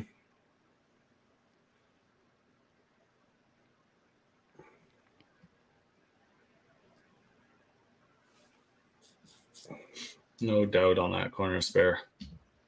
I always like watching the guys that rip the hook, right, with some air under it. I was a big fan of that.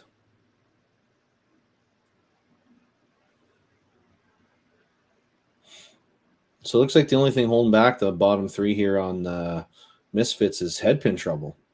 yeah. Nice shot. 5 spare, corner spare, strike. I mean, as a sub coming in, what else do you really want? I mean, aside from turkey, obviously, but I mean, that's a great to come in that way. You can't ask for anything more from a sub coming in off the bench. Oh, and Curtis goes through the hole. That match is tightened up again with those spares working in 6. Hambo. Yo, pin slayers are coming alive.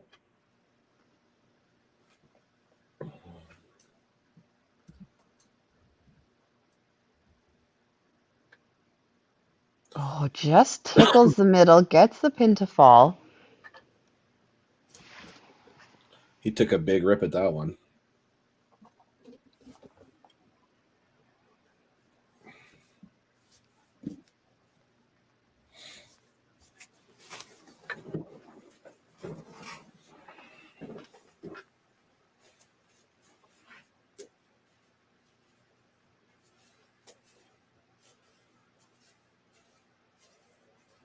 All right, Matt's gonna try and put up a ham bone here to try and keep his team ahead.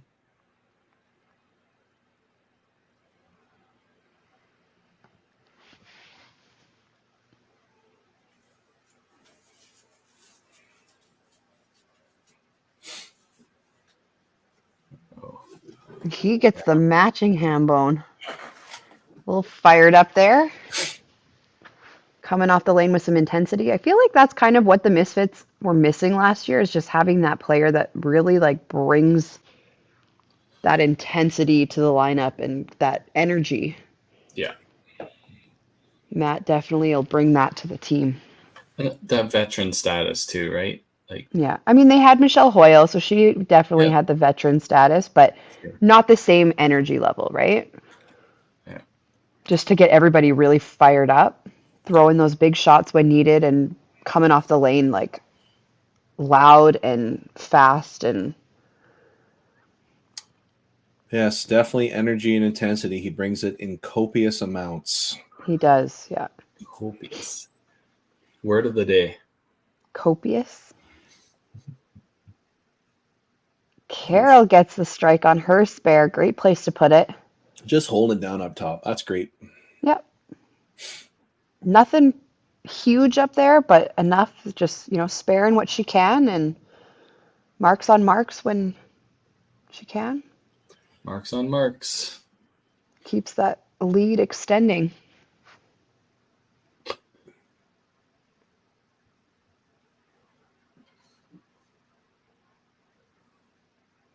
That looks like it'll be good. Great shot by Kaylee. And a bomb. And a bomb by Morgan. She gets the turkey. The double working over on Kaylee's side. That match could still go either way. Morgan had an amazing season last year, and she's just continuing on. Did really well. Don up on the lane. He's come off the bench really strong as well. After that 4th frame where he went the 8-2 to clean up. Oh, and then just as I say that, he punches a 3-pin, but strike corner spare to start. There you go, Curtis. Curtis back on the strike train. And I bet you he didn't see that 3-pin, but like Spidey sensed that what he just threw was a huge shot to get the momentum For back. sure. Okay, king of strike. King.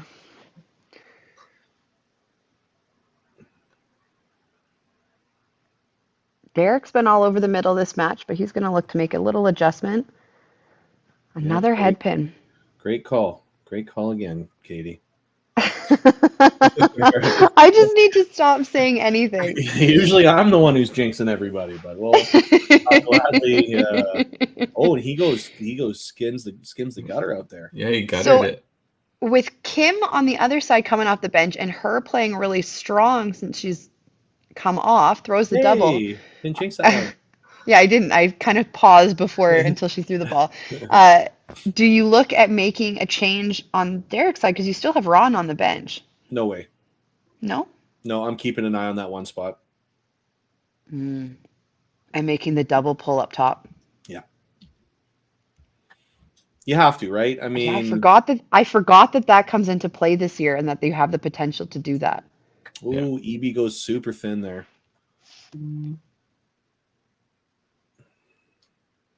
You think Schultz watched that? You think he saw that and knows that the Yeah, strike Schultz gives is one of those him people that I could almost guarantee was watching that.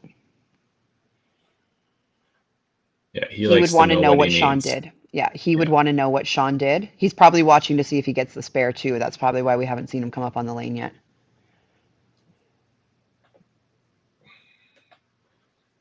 or he's pooping Or that, yeah. Yeah. Could be One of the either two. or. because he's still not up yet.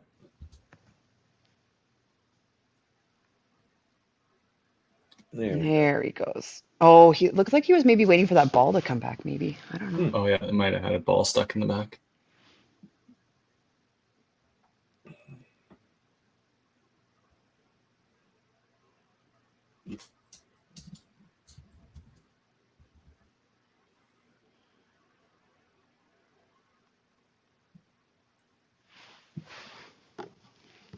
Oh, okay. Okay.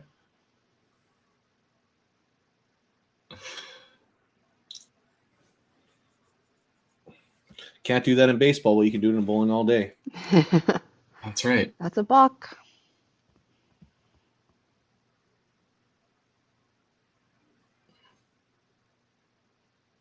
Ooh, He gets the strike. Yahtzee.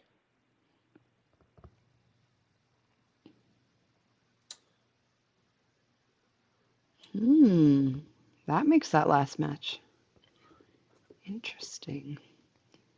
So if Lots I of were marks up top, on, yeah, lots of marks up on the board there. I would blame Jamie whatever did- the heck is going on in the lane to the right of them. I don't know what's going on in that right 3-pin spot, but that is distracting. I'm trying to figure out what it is. I think it's an abominable snowman. Is that their mascot over there? Yeah, I think so. Can you spot it? Did you spot it? That's great.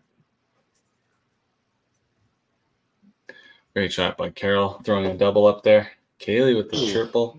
She's Well, turkey time. excited. Morgan looking to answer that.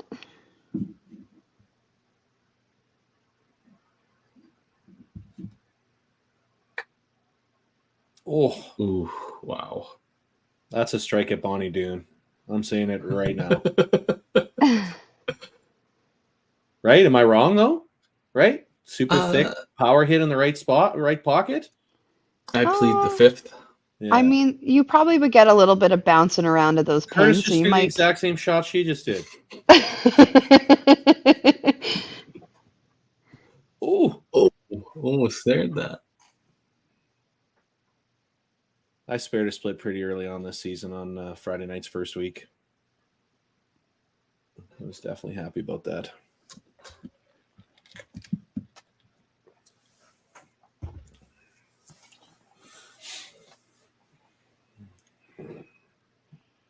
Cleans it up for Morgan. All right, so 207 versus Turkey coming at her there. Derek with another open.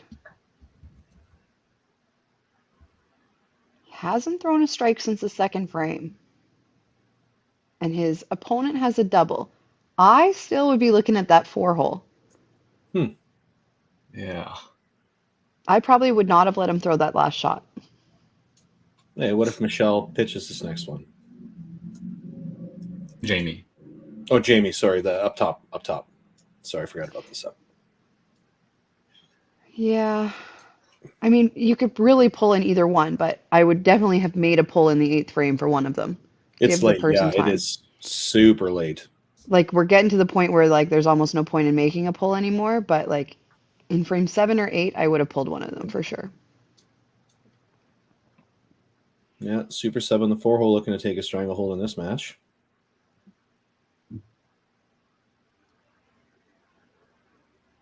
Oh, Corner pin, that's a great count on that shot. He even gave it a little tap when it went in the gutter.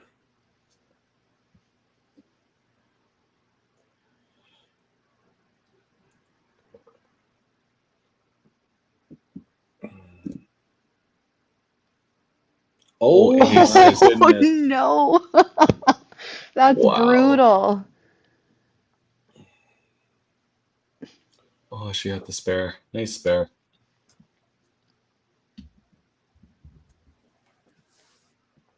That's tough. I mean, it's either that or a plow, right? I'll take the extra 6 12 points. or 6 points or whatever, Yeah. right? Yeah.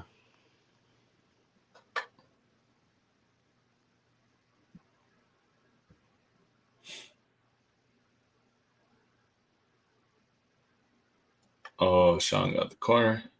Great shot. I think that was the first thin hit he had on the right side. I think everything else was pretty much flush pocket over there.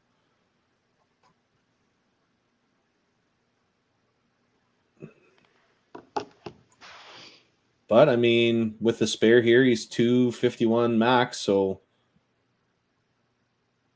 He gets the spare. so that match is nice and tight too.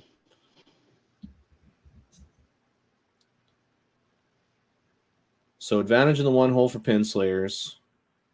Advantage in the total's 2 hole close. for Misfits, depending on the first shot, of course.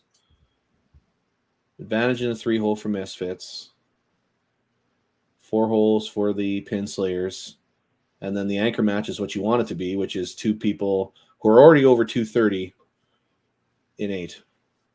Yeah. Jamie gets the double. See? You didn't need to make another pull in 1. There you go. Boom. Oh, Carol with a turkey up there. She's not going to let Jamie get any ground built up here.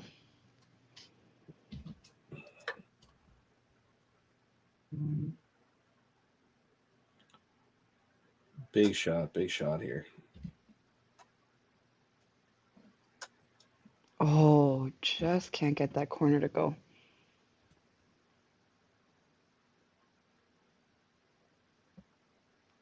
Take the count. So this is her corner, right? So Yeah. This one just works the way her ball naturally moves on the lane, so.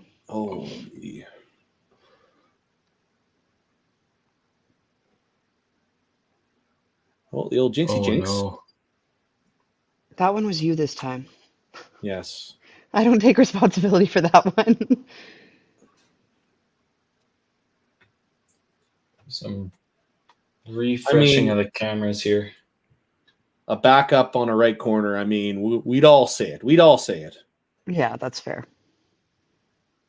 And a spare for Morgan. So good count up top on the first shot in 10. Puts her up in 9, right? Yep. Dawn looking to throw that big one in 9.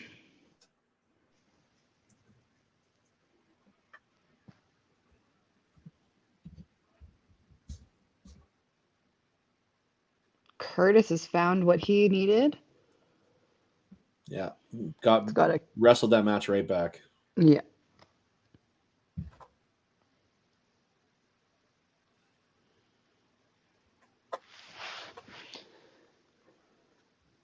Let's see if he lives up to his last name and shows some here, eh?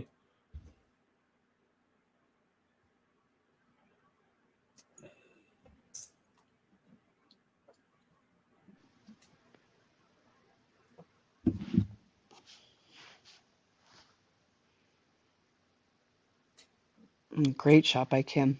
Man, look at that total. Oh, no. Hey, the penalty. The penalty. Just when you think things couldn't get any worse, right? Like you throw a good second shot, you're like, there we go, Derek. And then the 2-pin doesn't move. Yeah.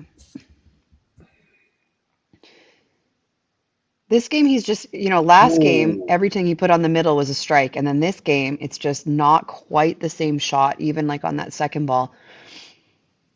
What a difference a game can make. If the head pin there in 5.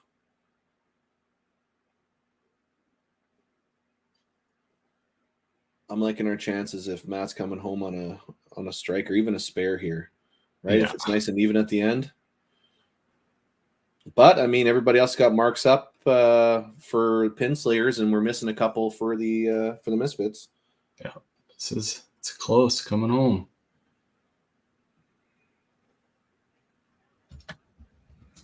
Yeah, 1,095. The pin slayers. Are Derek and Matt sharing balls? Maybe could that be a thing? No, I wouldn't think so.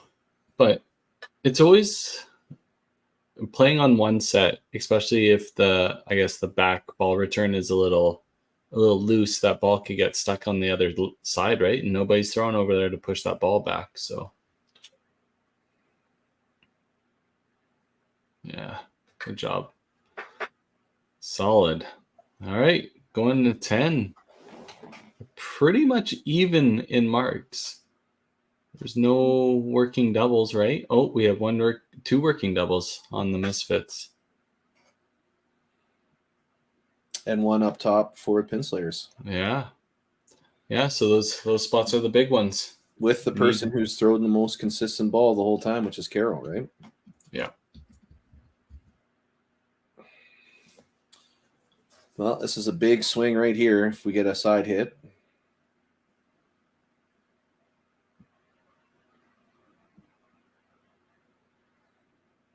Looks good. Yep. Oh, roast. Oh, pull it. Yeah.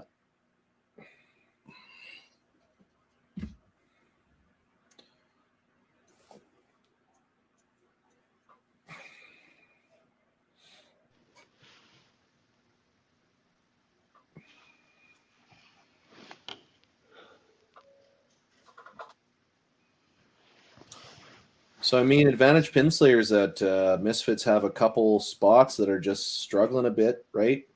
Everybody else is firing pretty well, but then 2 spots that are just kind of keeping that total not where they want it to be. Whereas pin slayers, everybody's basically got something going on. Right.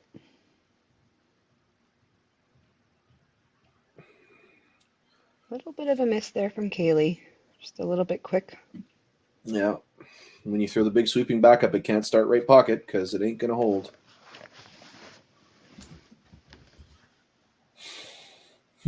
Almost plus hundo up top there.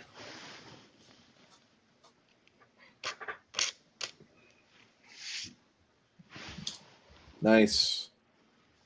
That's huge. Yep. 30 puts pressure, right? 30 does.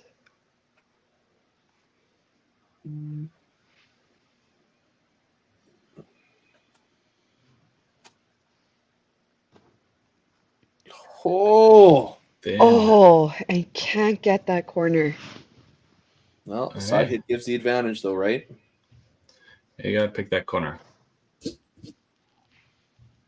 Then if we get a side hit here, yep. Oh, that strike is big. This is where it almost benefits the not being in the same house, right? Because you just go out there, you do your job. You don't know what happened, right? Yeah. Good Right. Gets the corner spare. So she needs at least 12. Aces or more. Yeah, I guess For aces or more. Tie. Aces for the tie.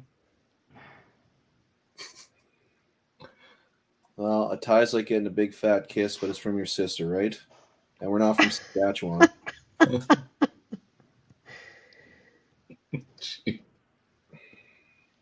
And a huge strike there. She's going to take that point. Well, the backup ball not getting the spare in 9 comes in huge. Yeah. Misfits will take match 3.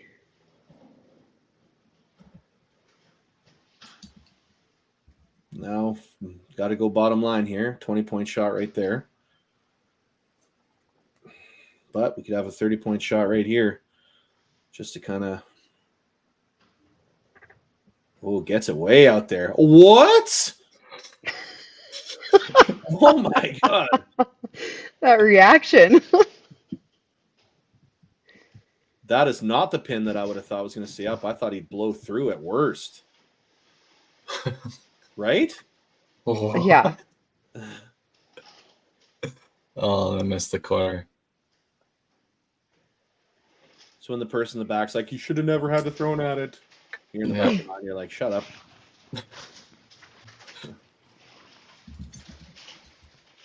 Right? I mean, a right pocket hit, power hook. You don't think that the pin side's gonna stay up. You wouldn't think so. Wow. Derek coming alive in the 10th.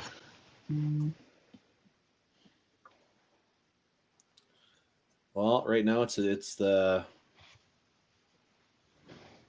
I mean, the third spot kind of brought it back, but the almost 100-pin difference up in the one leadoff is what's looming large right now.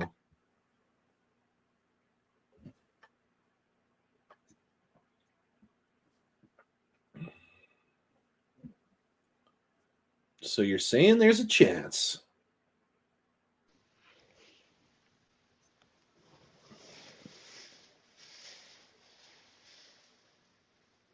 Oh, that makes things even more interesting. Mm-hmm. Because we still have that mark from Matt at the bottom.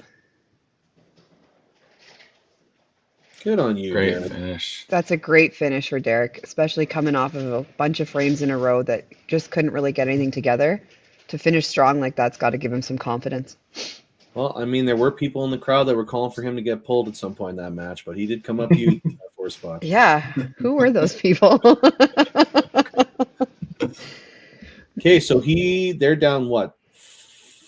43. So And they Matt pretty much has need the Evie to go strike. open here, right?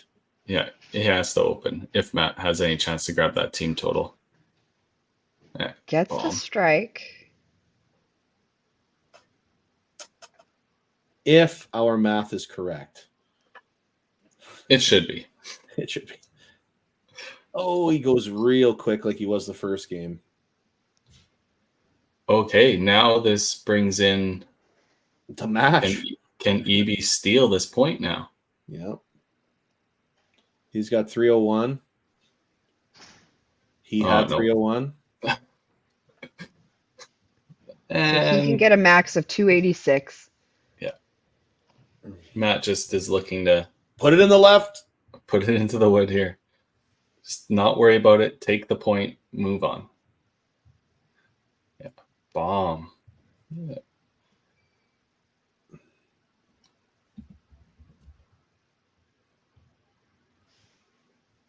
So 1282 for the Pin Slayers.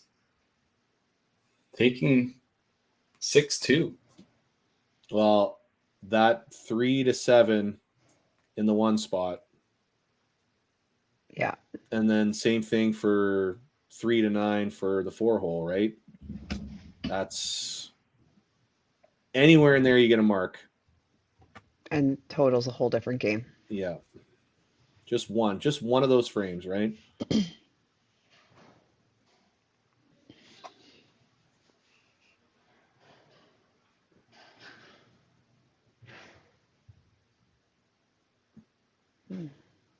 But I mean, a couple 300s back to back for Matt Schultz. Yeah, he had a great day today for his first day on the Misfits.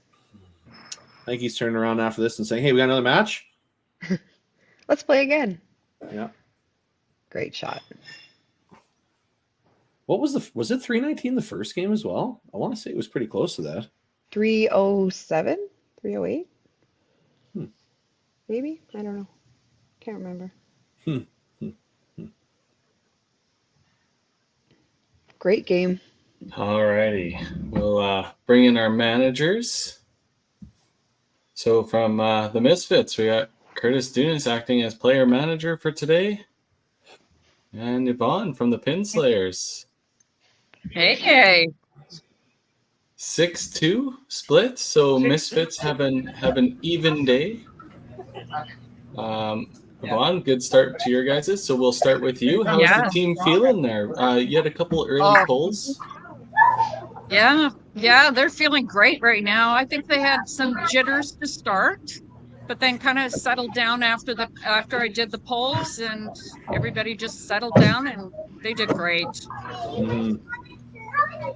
That was a lunch pail game for sure right there. That was like, right? Just chug along. Don't have to do anything huge. Just do your job. Yep, exactly. And Curtis, you guys had a poll up in the top spot early. I think that was the only poll that game. How do you guys feeling after that 6-2 there? I think we shot ourselves in the foot a few too many times with the missed spares. But other than that, we ran the middle. Can't really spare headpins, so. Yeah. Was there ever a thought of making a second poll that game? Either in like the 1 spot for Jamie again or in the 4 spot for Derek? We were talking about Derek a little bit, but he said he was okay. He felt fine. Yeah. And I mean, he was able to come back in the 10th frame and throw the turkey, which is all you can ask for, right? But can't ask for much more. Yeah. For sure. Shows how important spares are. Yeah, it does. So because obviously your day is done, Curtis, how do you guys feel about the day? I know a 6-2 win and a 6-2 loss. How are you feeling? I mean, it's a better start than last year, so can't really complain about that. That's true. True. And your newest player had a great day today, 2 300s. Yeah, he did. Yeah, it was can't ask for much more from him. No. Yeah. No, but that's his job, and that's why he's there. And you guys will figure out the rest of the team to hopefully give him the shot to bring home the team totals. Yep, that's the goal. All right. Well, we'll let you go, Curtis. We'll run our commercial, Yvonne, and then we'll bring you back for the introduction for the last match of the day. Okay, great. All right.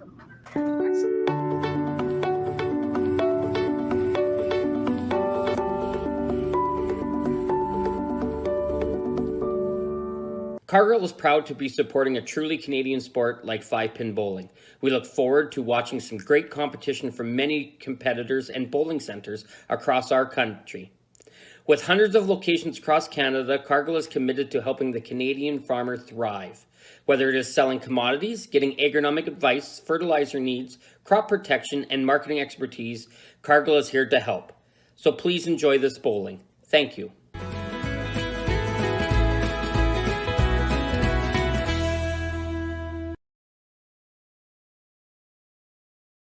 When you come to the Canadian Brewhouse, you'll feel right at home.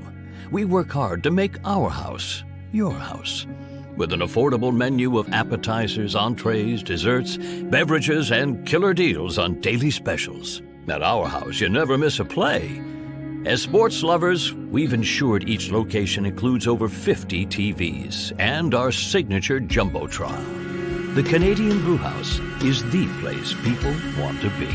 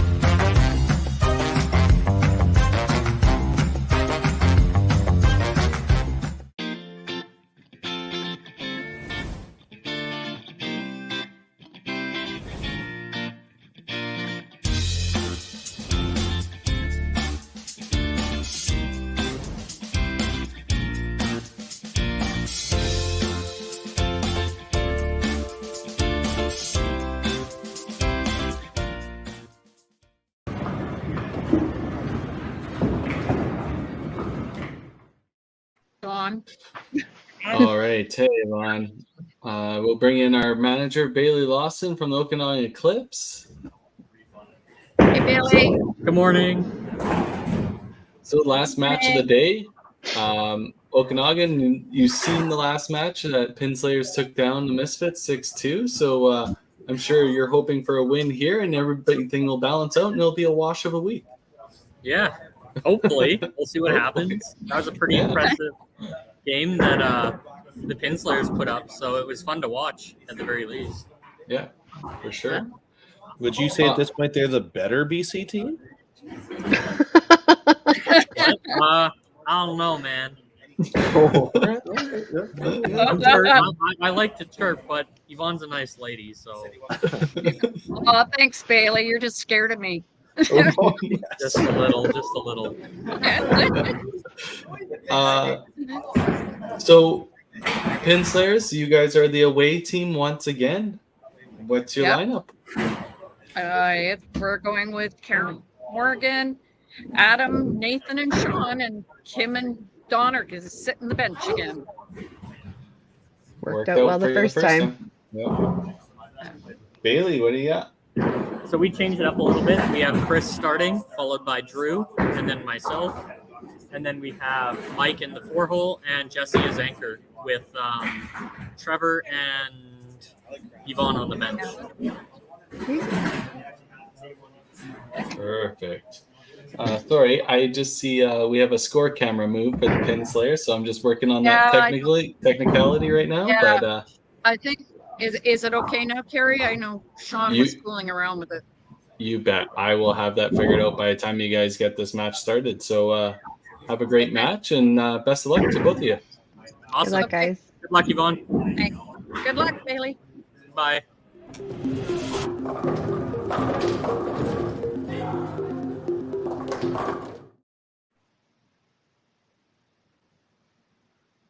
Right on. All right. Just getting the Pinslayers score camera up here. Do you want us to run through rosters while you do that, Carrie? Sure, that'd be fantastic. All right. Let's see if I can find them. All right, we can start with the Pinslayers. So out of Vancouver Island, Kim Sundin, Sean Eby, Adam LeBlanc, Don Campbell, Carol Mitten, Morgan Theedum, Nathan Wymore with manager Yvonne. And then, Brett, do you want to read off the Eclipse? Sure, right on. Coming from Okanagan, we got Bailey Lawson, Yvonne Walker, Drew Soroka, Alan Burns, Chris Bradford, Trevor Rochwalski, Mike That was Elder, pretty good. Jesse Buchanan, and manager and player extraordinaire Bailey Lawson. All right. We are going to get rid of that. Is it Rack or Roch? Rackwalski? I do not have the answer to that question. A Rack Attack? That'd be a great bowling name. You could probably call him the Rack Attack. I'm sure he would love that. Let's get it started. Doesn't Kevin Rack go by that, maybe? Rack Attack? He could. He's a lefty, though, so I mean... There. You really want to...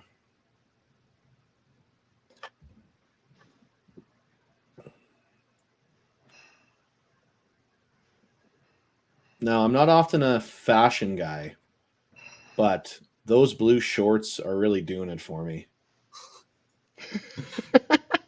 Right? Like, look at how nice that blends into his shirt. Yeah. That's beautiful. It's like he planned it. Yeah. Knowing Bradford, he probably did. Yeah, I would say he probably did also. Yeah, Bradford's a big fashionable guy. With how good that looks, I'd almost make everybody on the team wear that colored pant. Like, how nice would that be? I don't think you'd have any pushback from anybody on that team. I think that's a solid call. Yeah, they'd probably all just go with it. Yeah. I see they did some work on the score monitor. Oh yeah, We can see a little bit more of it. So we got an at extra least- millimeter of play now. We won't have to make quite as many guesses. Yeah. We'll still add up the score for the Pin Slayers for this week, but Big shout out to the Brecon Lanes internet, though. Holy smokes, those are clear. yeah. They moved the Yeah. camera down to the score desk instead of the scoreboard, so extra crystal clear right at the moment. We'll have to figure out the Eclipse's player camera. It's pretty good now when the internet's doing really good, but when the internet gets rough, it's pretty hard to see the pins. So see if we can figure something else out for those guys. Looking good now, though. Or it's my internet here. That's a possibility. That middle of nowhere internet. Just thank Jesus and Elon every day. It's the same person.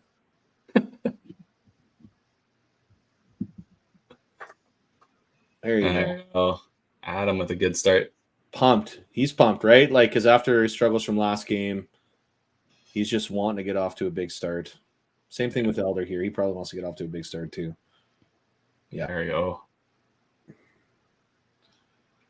You say to yourself, things are going to be different. And then when they go different, then you celebrate it, right?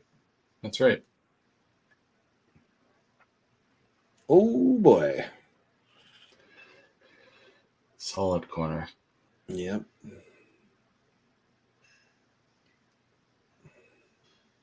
Oh, wow. I like that shot. Yeah, Jesse throws a good shot. Yeah. Comes in strong from the right-hand side. Mm-hmm. Out of the gutter. They'll be making that correction on Nathan's score.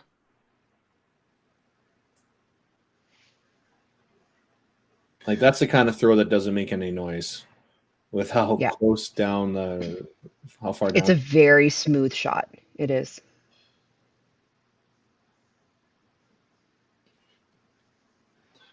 Quick correction here for Brecon Lanes and a repin set.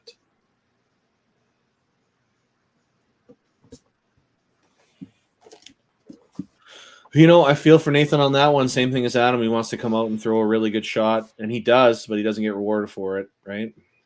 And Yeah. I don't know if it's frustration or if it's just whatever, but misses the 2-pin by a decent amount, right? You don't get that bounce off the back if you don't if you're close, right? Yeah, for sure.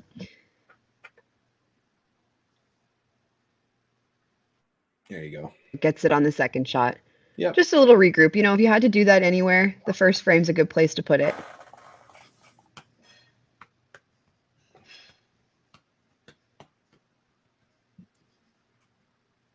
Yeah, they're in BC where 420 is like the best score you can get.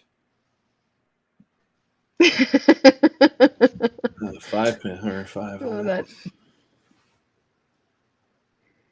Sean had a great game in match 1 against the Misfits, so I'm sure he'll be looking to just regroup here a little bit, first frame, and then come out swinging the rest of the match. Do you come into it and you know you're up against a guy like Schultz, right? And you know you got to bring your A game, and not to say that Jesse is a slouch by any means, but do you get a little bit of relief knowing you don't have to face the same, the status of a guy like Matt Schultz, right? The same resume, I guess you Yeah. could say, right? Yeah. Yeah, probably. I think it helps probably a little bit. Or do you think that's a bit of a detriment? Yeah, that's what I'm saying. Like you don't want to, like, hopefully you don't ease up, right? But like it's hard not to. Do you know what I'm saying? Like,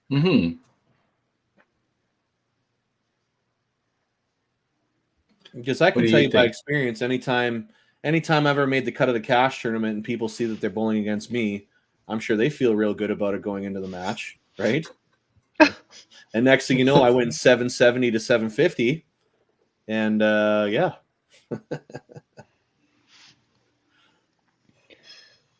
A little bit quick there for Carroll. Gets 3-pin. Nice strike over there on the Eclipse side. That's a real smooth approach and shot right there. Just keeps everything inside and just a nice straight shot right to the middle. Very smooth team over there on the Eclipse side.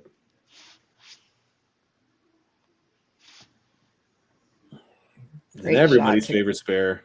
Everybody will share a laugh. Let's turn it into a 30. 3-pin spare. And you know what? That was a good place to put it. You're not counting on a spare or anything, so it doesn't really matter that you didn't get the full set on the first shot. Got the spare going forward. Now it's just time to put marks on marks. Bailey with the early double.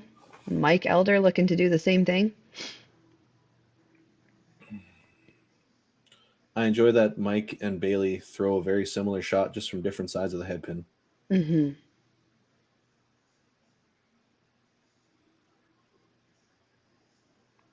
We didn't get to see the pins, but great double there.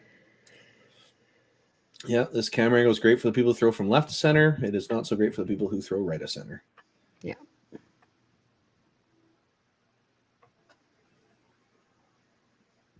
Oh, no. Ooh. An unusual miss from Morgan. Wow. Jesse a little off balance there, but still able to get the strike. That's a great frame for the Eclipse.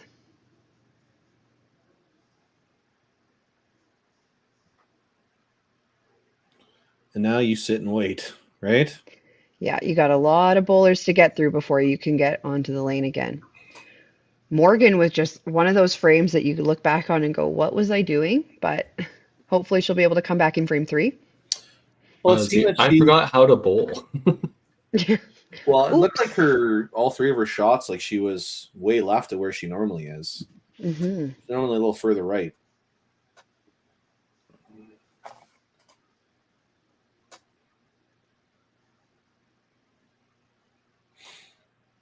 You know, Adam's got so much stuff on that shot that he just needs to be on the middle, right? Like, it's going to go if he hits pocket either side. Yeah.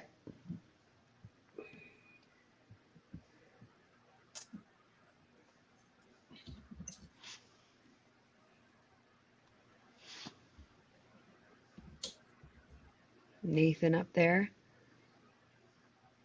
And this time he gets them all to go. No corner pin to have to shoot at this time. Well, left pocket, right with the hook, that ball will go take care of everything for him.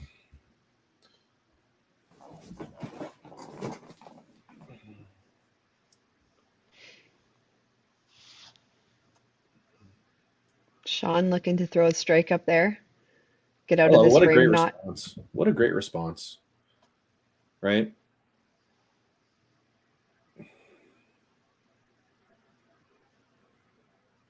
Oh, great shot.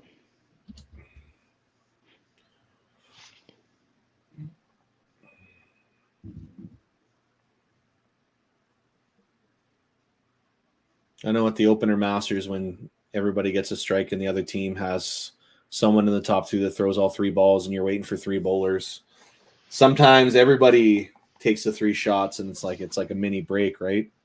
So, I mean, good on Pinslayers for coming out and chucking all strikes after that to pick up Morgan. Ooh. Oh, just can't get that corner pin to go.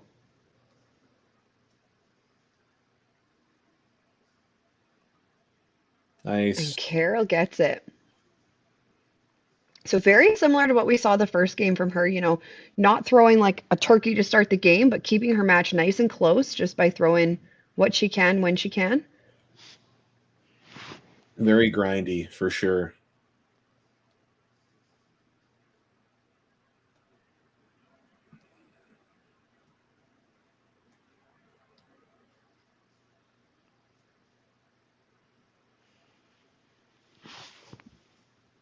Yeah, still just a little off. But this time kind of with that overcompensation missing on the left-hand side. came back pretty quick. Oh, no, still. Morgan's the type of bowler that you give them a bit of a leash just because you know what they're capable of once they find it, right? Oh, yeah. But how long is that leash at this point? Yeah.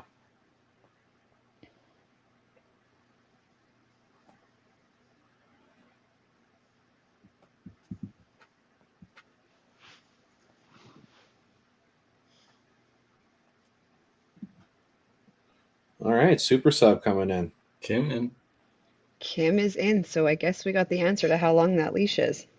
It's about 5 balls. Hey, you take that. Oh boy.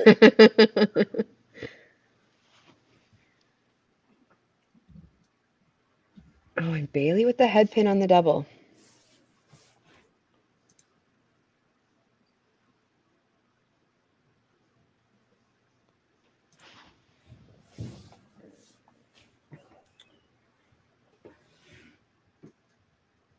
Yeah, that's not getting up. just missed. Yeah. So neither one of them able to turn that double into a turkey. You just see how much spins on that ball when it comes out of his hand, eh? Just Mm-hmm. gotta hone it in.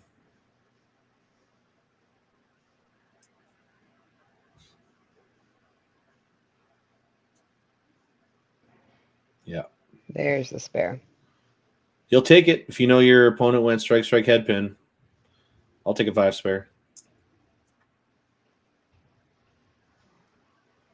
I mean, you'd rather have a hit spare for sure, but just keep trucking.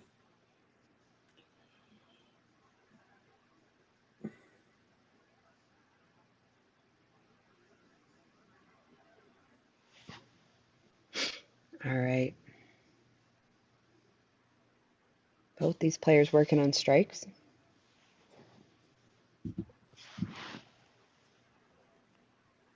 Left pocket. Boom. Nathan's all fired up.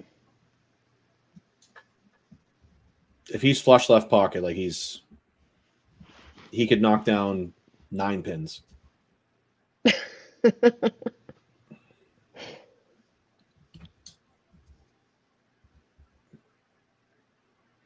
Great half by Jesse.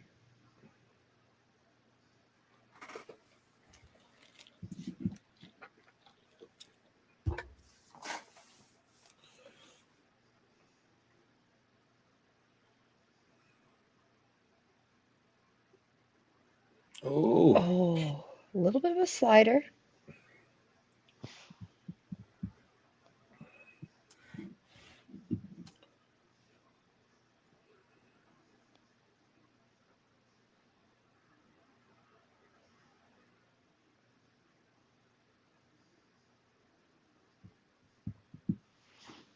right on.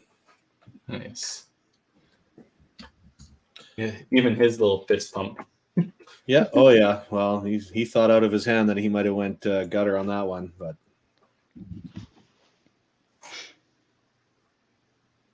okay, just chugging along. Spare, strike, spare.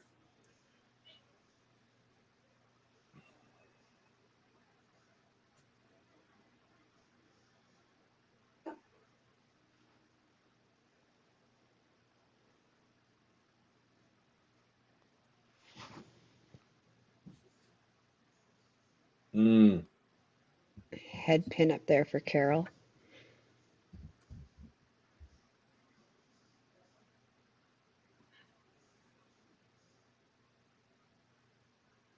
Oh, a great shot.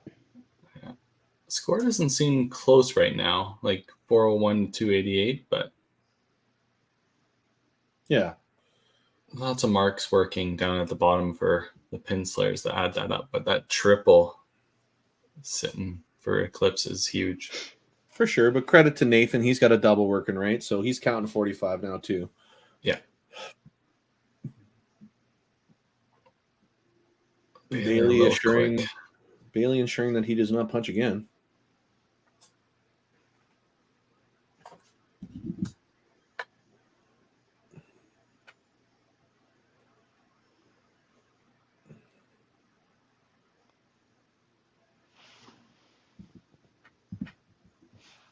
There you go. Good shot in 5. He's got 104. That's kind of where you want to be, right?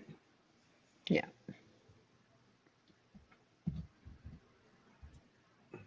Oh, and a little miss from Kim. Well, luckily that's the spot where you can afford to have a little bit of play there, right? Just based on how the opponent's bowling, but Yeah. got to have the spare now. Miss from Mike on his 3 in a row. Right on. There's the spare. Good spare.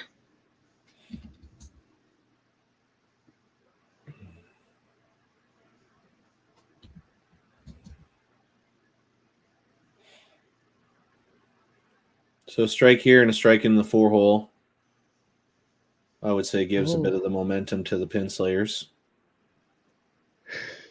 Mike laughing, he knows. Not his best shot. No. Right from the time he got to the line, it was like, ooh, that's not going to get there. Right corner from a left pocket hit.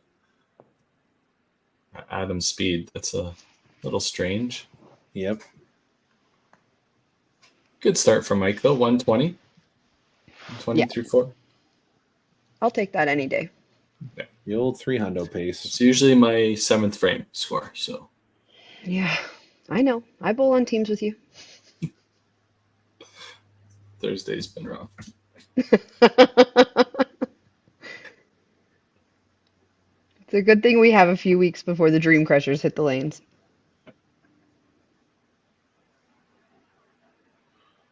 So 1 and 5 going twinsies for the Okanagan Eclipse here. Ooh, missed by Nathan left on a double. So nothing gained for their double, eh? Nope. Not yet.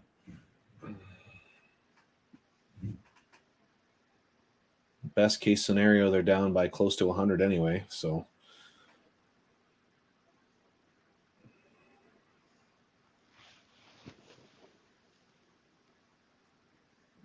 Right on. All right, Sean's going to be looking to get a 1 strike going for the Pin Slayers this game.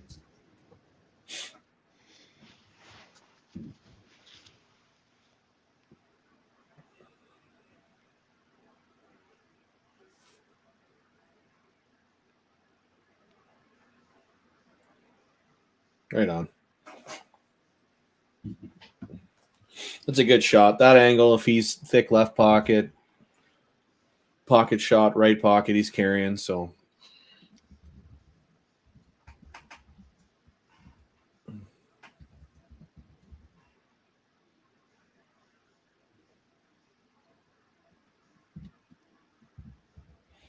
All right, Chris looking to take a real nice hold on this match here.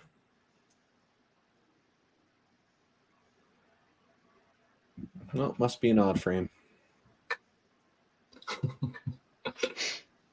Good shot by Carroll. Bounce back.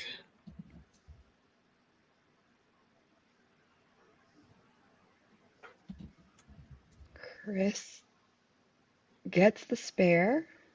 Yep, so we'll just chalk him in for write him in for a strike in the 6th frame and pretty much plot out the rest of his game for him. Yep. With this 5th frame, this is the one you want to build before that commercial break. The thing that breaks up everything.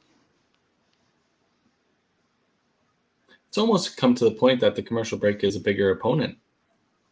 Sometimes it can be. Yeah, for those faster teams anyways, right? Nothing like a big old 3-minute break in the middle of your streak.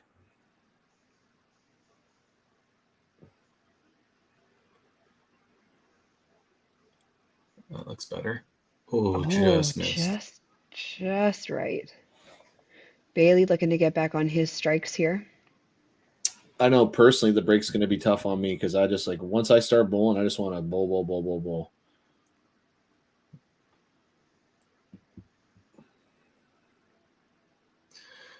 So, without picking your own teams, do you guys have any early projections onto who's going to win the home hardware division? Obviously, our The home teams aren't hardware in. division? Yeah, our teams aren't in it, so we can guess away. I think next gen. I think this year the team is just in a really good place team wise. I know in the last couple of years they've kind of battled internally with themselves and like had a lot of players who just weren't able to commit their full time to it because of work schedules and because of other sporting activities. And I think this year they have kind of revamped their roster to have a solid group that are going to be there and supportive. And I think that's going to do a lot for just their team morale. And it's going to bring them pretty far, I think. For sure. I am going to pick Motor City to win that division. I really like that lineup. I like the way Neb scores. I like the support from the proprietor. I just think that the team is going to be very, very comfortable. I think they're going to do really well. Mm-hmm. I know the Lumberjacks had 3 matches today.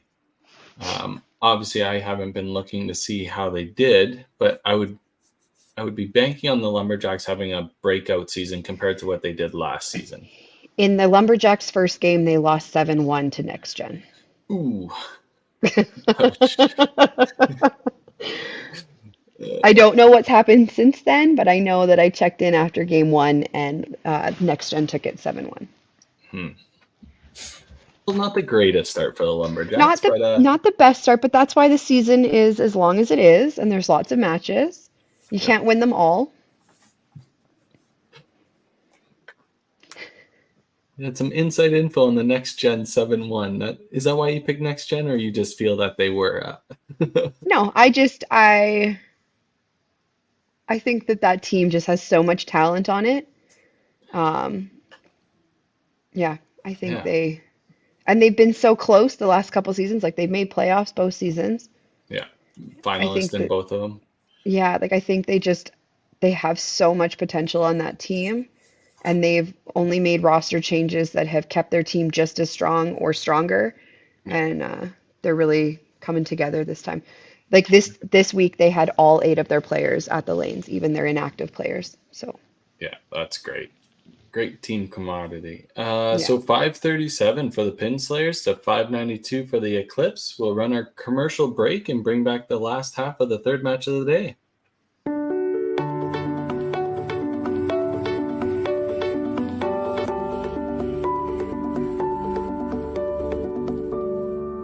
Cargill is proud to be supporting a truly Canadian sport like 5-pin bowling. We look forward to watching some great competition from many competitors and bowling centers across our country. With hundreds of locations across Canada, Cargill is committed to helping the Canadian farmer thrive. Whether it is selling commodities, getting agronomic advice, fertilizer needs, crop protection, and marketing expertise, Cargill is here to help. So please enjoy this bowling. Thank you.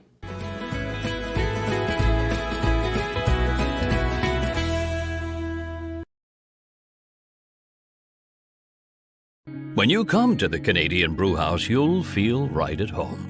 We work hard to make our house your house. With an affordable menu of appetizers, entrees, desserts, beverages, and killer deals on daily specials. At our house, you never miss a play. As sports lovers, we've ensured each location includes over 50 TVs and our signature Jumbotron. The Canadian Brewhouse is the place people want to be.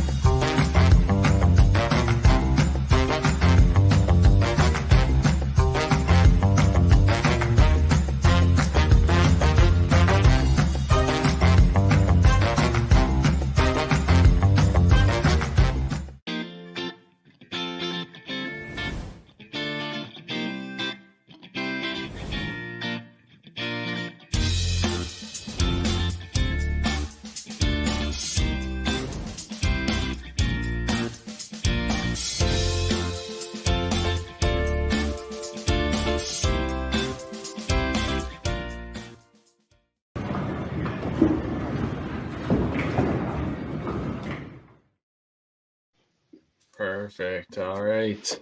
Here we go. Back for the second half. Some good matches so far, right? No runaways. So Yeah.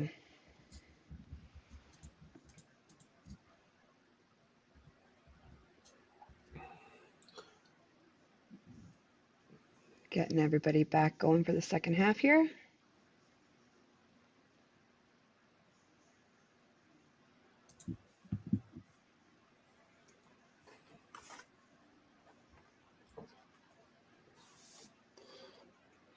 Here comes Carol again.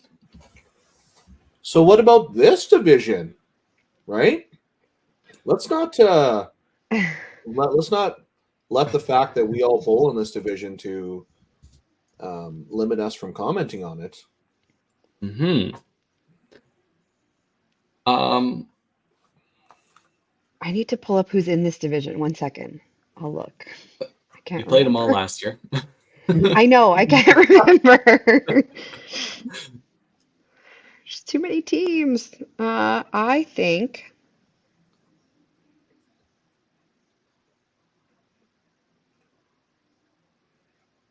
Mm, somebody else go first. Brett, you seem like you're ready to dig into this one. Let's have Well, your take. We've got a good look at a couple of the teams today, right? Yeah. So, of course, the Eclipse, the Pinslayers, they just have to avoid having that one spot chuck a 160, 170, right? I feel like that's the thing that's kind of been holding everybody back today, right? Yeah. So the teams in their later matches can get everybody firing, right? Everybody in this division is dangerous, right? For sure. You don't put down this kind of money and go into it if you're not a good player. For sure. So, but you have to go with history, right? History is the greatest indicator of the future. And both champions, former champions, are dangerous teams, right? Not a lot of turnover, right? The Carnage, right? The Calgary team, they're always really good. Yeah. Kingpin scrap like hell. I think Regina, I think, is getting ready to break out. Like, look at the names on that team. Like, how have they not had more success than they've had? yeah, they're going to have a good season. You know what? I actually think Misfits, they made the playoffs last year, and I think this year they've made some upgrades to their team. I think Derek and Matt are going to really feed off each other well in the lineup, especially when they're put 4-5.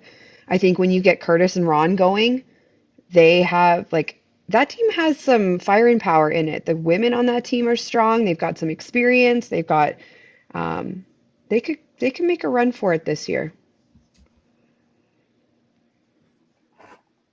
Like, I think it's easier to predict the other division because It is, look yeah. at it and you're just like, you know what? Next gen's the class, right? Because they have been for the first two seasons. Right. Again, no slight on the talent from the other teams, but it's just next gen. Just they just do it, and they're in a house. If history has anything to say, right? Yeah. So, like, yeah, I mean, and for Cargill, like, it's tough. It really. Any one of the teams in Asking Cargill in a could month. really take it. It's a Right? tough division.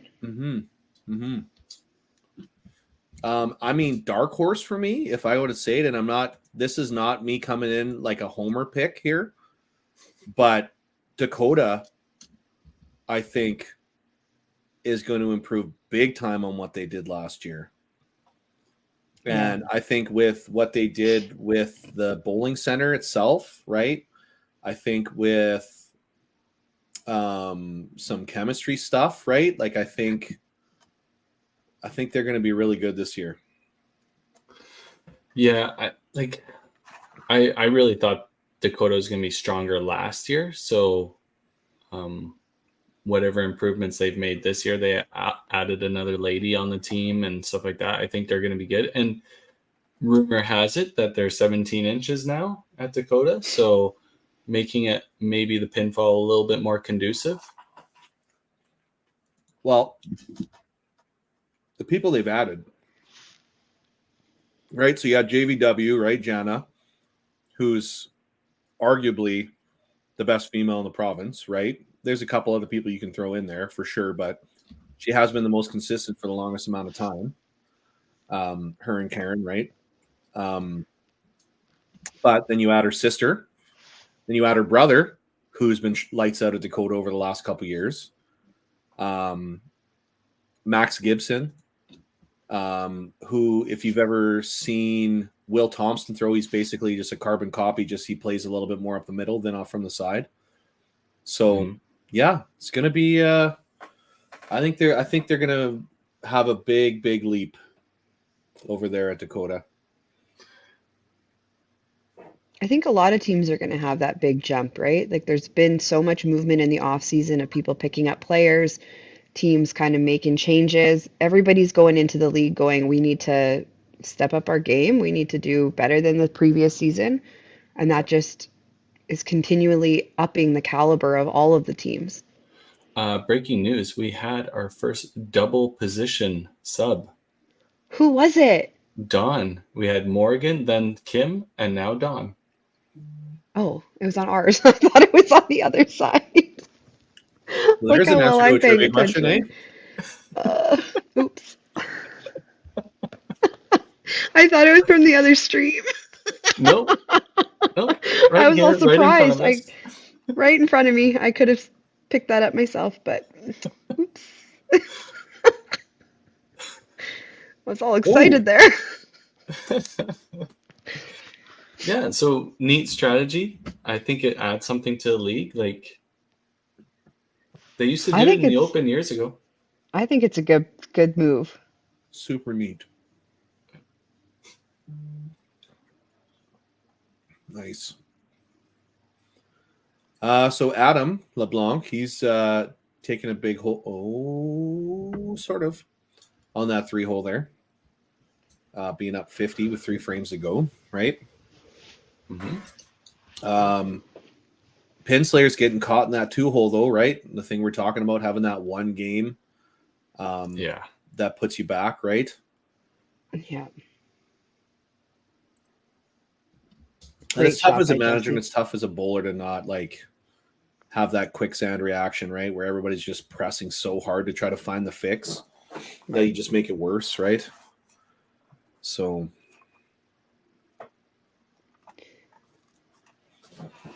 you just hope everybody else can pick you up. Yeah, like the first 2 matches are kind of your runaways at this moment, but the rest of the matches are all Pretty close. That must have been real thick left pocket there for Nathan. Yeah. That third match is definitely in Adam's hands at the moment, but with 3 frames to play, 50 pins doesn't matter a whole bunch yet. And it's countered by the 2-hole, right? Yeah. Right. Those are kind of canceling each other out at this point. Great half by Nathan. If Sean can get the strike here, that brings total really close as well.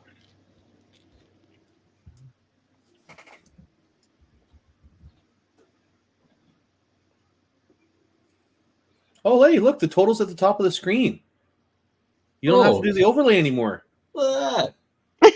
Talk about not noticing See you important later. things. Oh, my job came so much easier now. Only took us till the 7th frame to figure that one out. Good job, boys. We're really, really doing well today. We're doing it. We're doing it. Well, that's an So unfortunate Sean flop. punches the head pin in 7. Not ideal when the Eclipse have 4 strikes working. Pin Slayers will go amazing. into the 8th frame with just 2 spares. I'd love to see, like, amongst the elite bowlers all time, if you go 5 spare and that third shot's a plow. Just from trying so hard to get it on the middle, right? Yeah.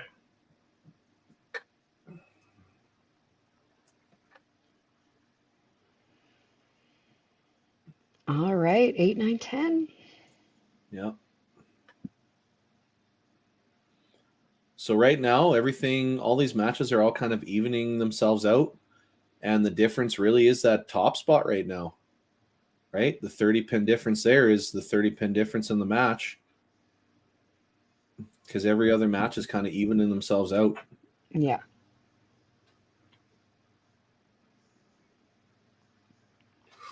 Oh, and a miss from Chris. Oof, the old run out 5. You knew it was close. Yeah. Oh, yeah. Not close enough. See, I'm not running that on. I'm doing a cartwheel, hoping that my body language makes it come in. And that's what he thought he threw the first one. Again, we'll take it, though. If he knew, right? You see your opponent goes 5.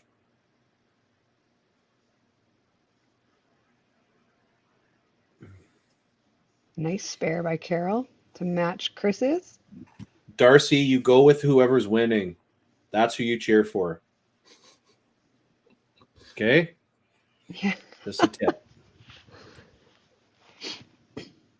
Just doesn't get the corner to go over on the Eclipse side for Drew. Oh, and that was a little bit off. No, he really wanted a bomb on that one. Everything, even a little hop, a little skip, a little extra juice. Just seemed pretty fast over there. Just That wants one to was make more in up for that control. slow start, right? Make up Yeah. for the slow start. Yeah, so we're even through the first 2 frames there, just in terms of affecting the overall score.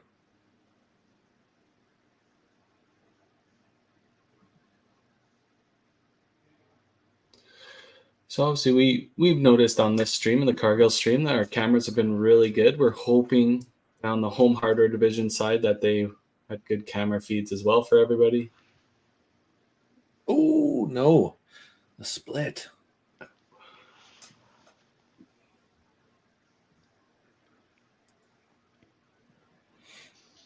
So this is where Okanagan can make a bunch Big of hay moves. right here.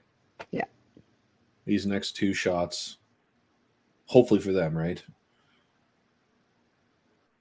They can make a bunch of ground right here.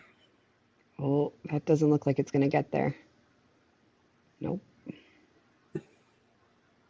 You know, even turning that 7th frame into a 30, I'm not pleased, but right, like at least you keep the counts coming. Yeah. Gets the spare. Anytime you can have 207, you aight. For sure.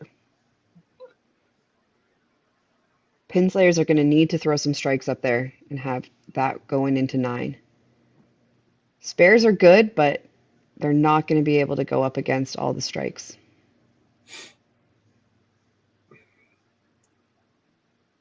Left pocket, bang. And Nathan's having a game here, putting it together. Well, Jesse kind of doing the same thing Chris did, trying to get in that left pocket because they know that's where their best reaction is, and just missing.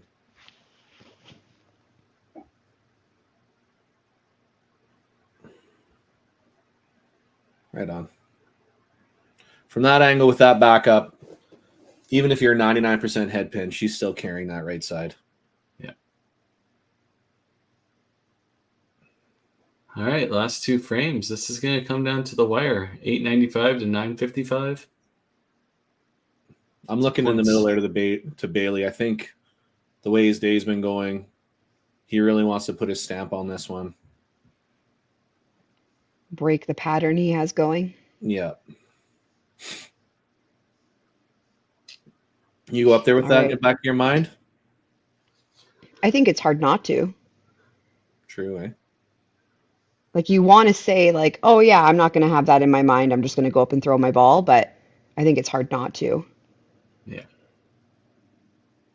Oh, and a miss regardless from Chris. of this 9th frame, I mean, Chris has been very solid today. Yeah, he's had a great day.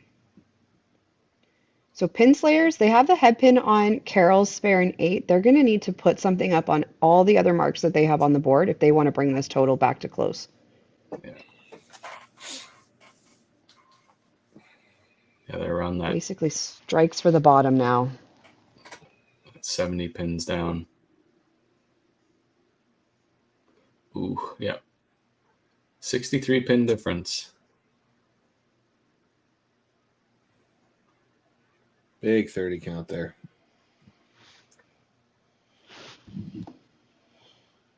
Yeah, Bailey wants this one. Look at that. It's determined. Shoulders back. Nice shot. Great shot. Okay, so match so far. Open up top. Striking 2.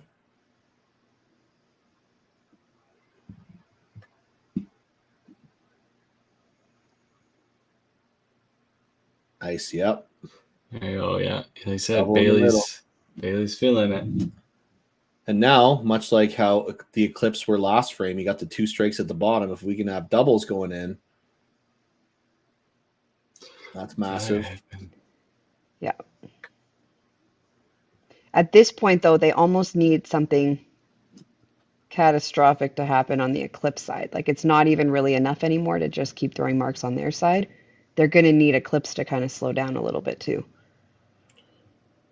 True, yeah. I mean, a couple doubles at the bottom, right? You're getting 45 counts on your first shot and 10. That'll make up. True. I know, but it wouldn't make them even though, right? Because they're still down. No. And Eclipse has 1 double working plus a strike at the top. So, like, kind of their strikes are canceling out. They're still down what they were down, right? Ooh, but might miss the spare.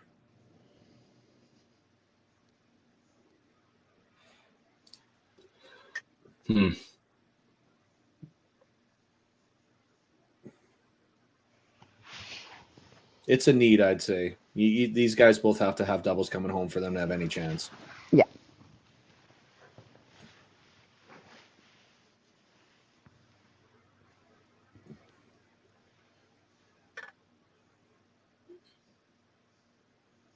He doesn't get there. He wants that left pocket so bad, hey? Yeah. But he has to remember to just throw the ball and not try to place it there. Yeah.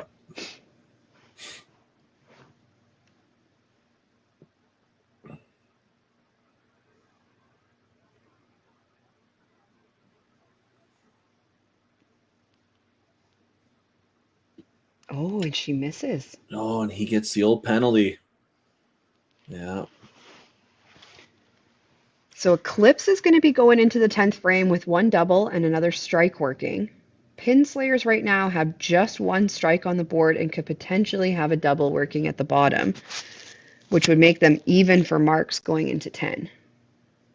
Well, you got the right guy coming up here if you need Right. one for Pinslayers. Yeah. This is big.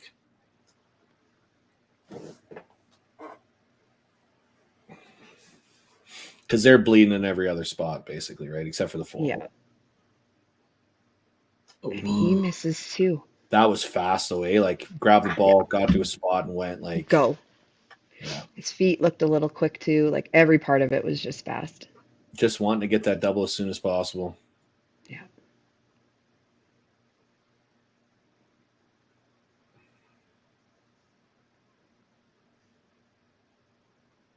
Nice. Gets the spare, so at least they have that going into the 10th frame.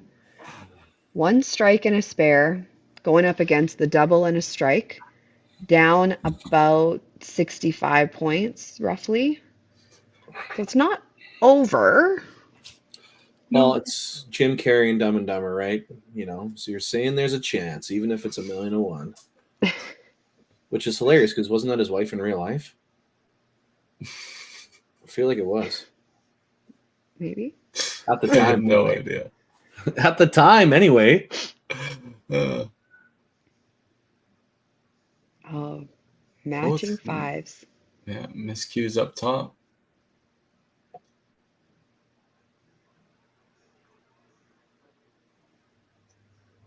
Good half by Bradford.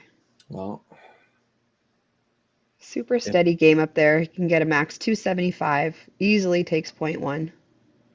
yeah, no matter what happens, if they're going to get gains, it's going to be minimal for Pinslayers. It's not going to be any more than 10.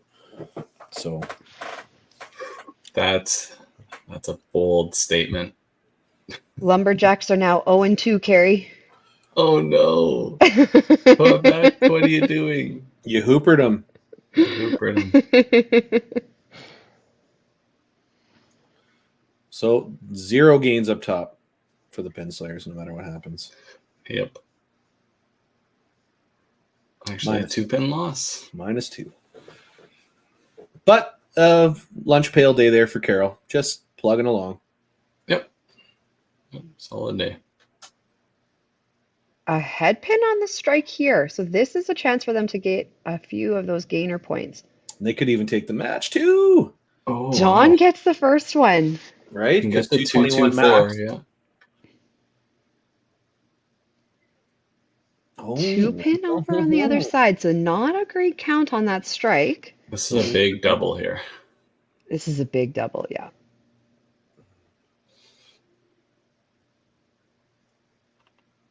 Get Oh, up. no. Shoveled it.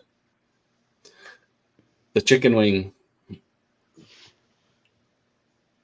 It's okay for bottom line. Let's get 10 at least.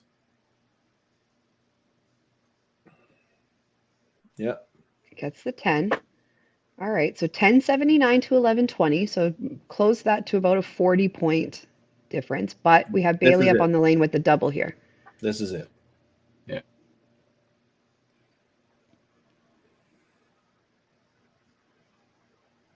And the match and the balance too. So this is a massive shot. Yeah. Yeah. Both got the strike there. And he gets the strike. That was a huge shot from Bailey. Strike over on the other side as well. So for the total, I feel like that pretty much did it. Right? Like it's I not think out of the so, realm, but that's huge. But for the match itself, he's still got a ball advantage, but It's Oh, another great shot Yeah. over on the Pinslayers. yeah. Bailey just needs to hit side of the middle here. He can't afford a plow. if he goes side pick, strike ties it, does it not? Yep. And there's the plow because why Yep. wouldn't he? Black cloud. Oh, that's the match. But yeah. Wow. Yep. Held Great on to the point. shots. Pinslayers on the board now. Big first shot for the total, though. Yeah. He should be happy. He should be happy for that. I think Bailey was hoping for the point, but was more looking to solidify team totals, not make So that's- Jesse sweat at the bottom. 10-pin That's the difference big here. thing. Oh, actually throws it this time. There you go. Didn't place that one at all. That was a throw right there. Mike gets his strike. Yeah, so just keeping him ahead. Just keeping him ahead. 10 pins.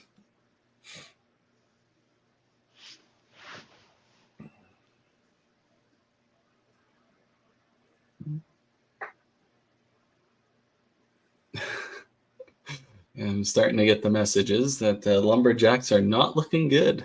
Not looking good. Oh, I had high hopes for a big Lumberjack start. Big shot.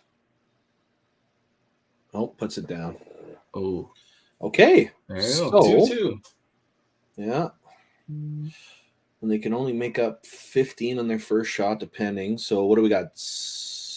45, 60, 75 left on the board for Pinslayers. So they got Going He for looks them all. excited. corner. So they got 60 up. So they can go max 12, 40. 27. 27. Oh. Yeah, So you there's never still know. a matchup there. Oh. This is a 4-point match right at the moment. Does he get?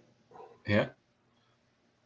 Oh. big Oh, and push. she gets that late falling corner. That's it. Jesse for the just match. solidified team total pretty much. Now it's going for this single point. Huge. As a coach, are you yelling, "Stay behind the line"? I'm not even putting that into the universe. What a great first shot! What great carry! And Oh, Sean and then the missed. miss on shot 2. Hey, well, if she throws this one here, she can keep her point too. Wow, Oh, just gave Cut that one the through. business, eh? She made sure. So Sean just needs to hit a pin, and he'll take the point. Oh, he goes left side of the head pin. Strategy. Ballsy move. Oh, a 5-3 split for the Eclipse.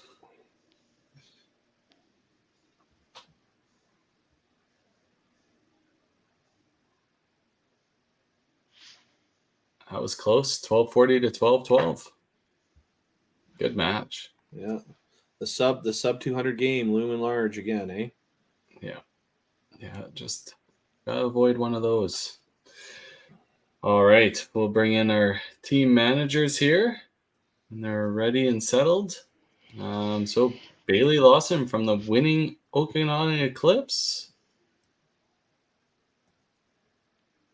You're muted again, Bailey, just so you know. And Yvonne. Camera sideways, Yvonne. I don't know what's going on with my camera. That's okay. We'll make it work. That's fine. Okay. Sure, why not? That's the way I'm feeling. For sure. So Bailey, oh yeah, go ahead. sorry, I got a question. Do you know the Yeah. sitch going into your first shot there, knowing you're on the double and basically you can seal the deal with one good shot there? Yeah, I knew looking at it coming home, I just needed to throw the first one to stay in the match, but most importantly, maintain that team total lead. But I knew once I threw the first one that I just assumed he's probably playing well, so just execute again, and I gave it a chance. I hit the middle. Unfortunate it's a punch, but So Bailey, obviously we'll start with you as the winning team, 5-3. Probably not the 6-2 for the wash for the week, but 5-3. That's obviously points to the good, and not a bad day. 7 points for sure. Yeah, it team was playing well, and a couple of those bottom 3 matches, like myself, Jesse, and Mike, those could have swung either way. So it was great right to the end. So yeah.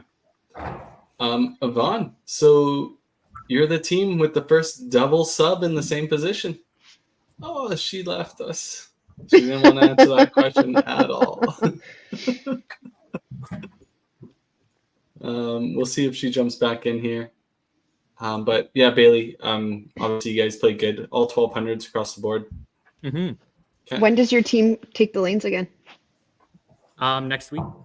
Oh. We play Carnage, and I can't remember the other one, but yeah, looking forward to it. She's back. Yvonne, I don't know what happened. no worries. So you're the team that did the very first double pull in the same position. Yes. History. Oh. Yeah, History. there we go. Not something that I wanted to be known for. Well, for sure. But so out of this set of matches, you guys are the team out in the lead. You have 9 points, right? 9 over. Yep. So 9, 8, and 7. That's not a bad week. Yeah. You bet, Mike. No, it's good. It's a good start. Perfect. When does the Pinslayers play next? Do they play next week as well? Sorry?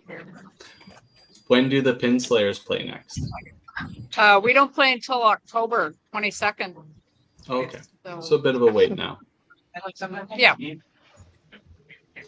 Perfect. Do you guys have any more questions for our team managers? No, it was a great way to start the league off. Yep. Yeah, it was a lot of fun. Lots of good matches up there, nice and close. Yeah, for sure. Yeah. So perfect. So there is another match going on the home harder division on our second channel. So if people want to go check it out, you're more than welcome to. Yeah. And hopefully watch the Lumberjacks bring home their first win of the season. But we'll let the team managers go. And great week, guys. We'll see you out on the lanes later. Awesome. Thanks, Okay. guys. All right. Great. See ya. Bye, Thanks. guys. Bye. Perfect. Well, thanks very much, Brett, Katie. Great commentating as always. Glad we had the step 3 my games. eyebrow game up. Katie's got the brows working today. I'm gonna have to step that next time around together. It's the lighting, Wow. Brett. You got to put a Yeah. light in you. There's a light right here. It just Okay. illuminates me. Difference. All right.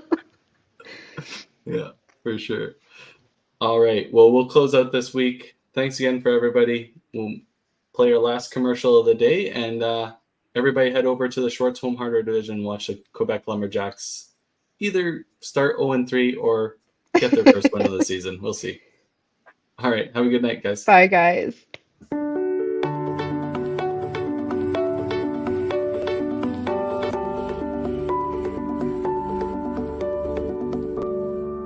Cargill is proud to be supporting a truly Canadian sport like 5-pin bowling. We look forward to watching some great competition from many competitors and bowling centers across our country. With hundreds of locations across Canada, Cargill is committed to helping the Canadian farmer thrive. Whether it is selling commodities, getting agronomic advice, fertilizer needs, crop protection, and marketing expertise, Cargill is here to help. So please enjoy this bowling. Thank you.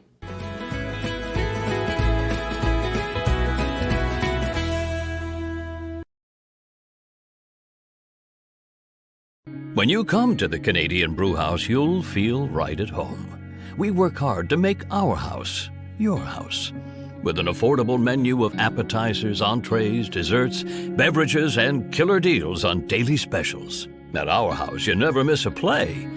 As sports lovers, we've ensured each location includes over 50 TVs and our signature Jumbotron. The Canadian Brewhouse is the place people want to be.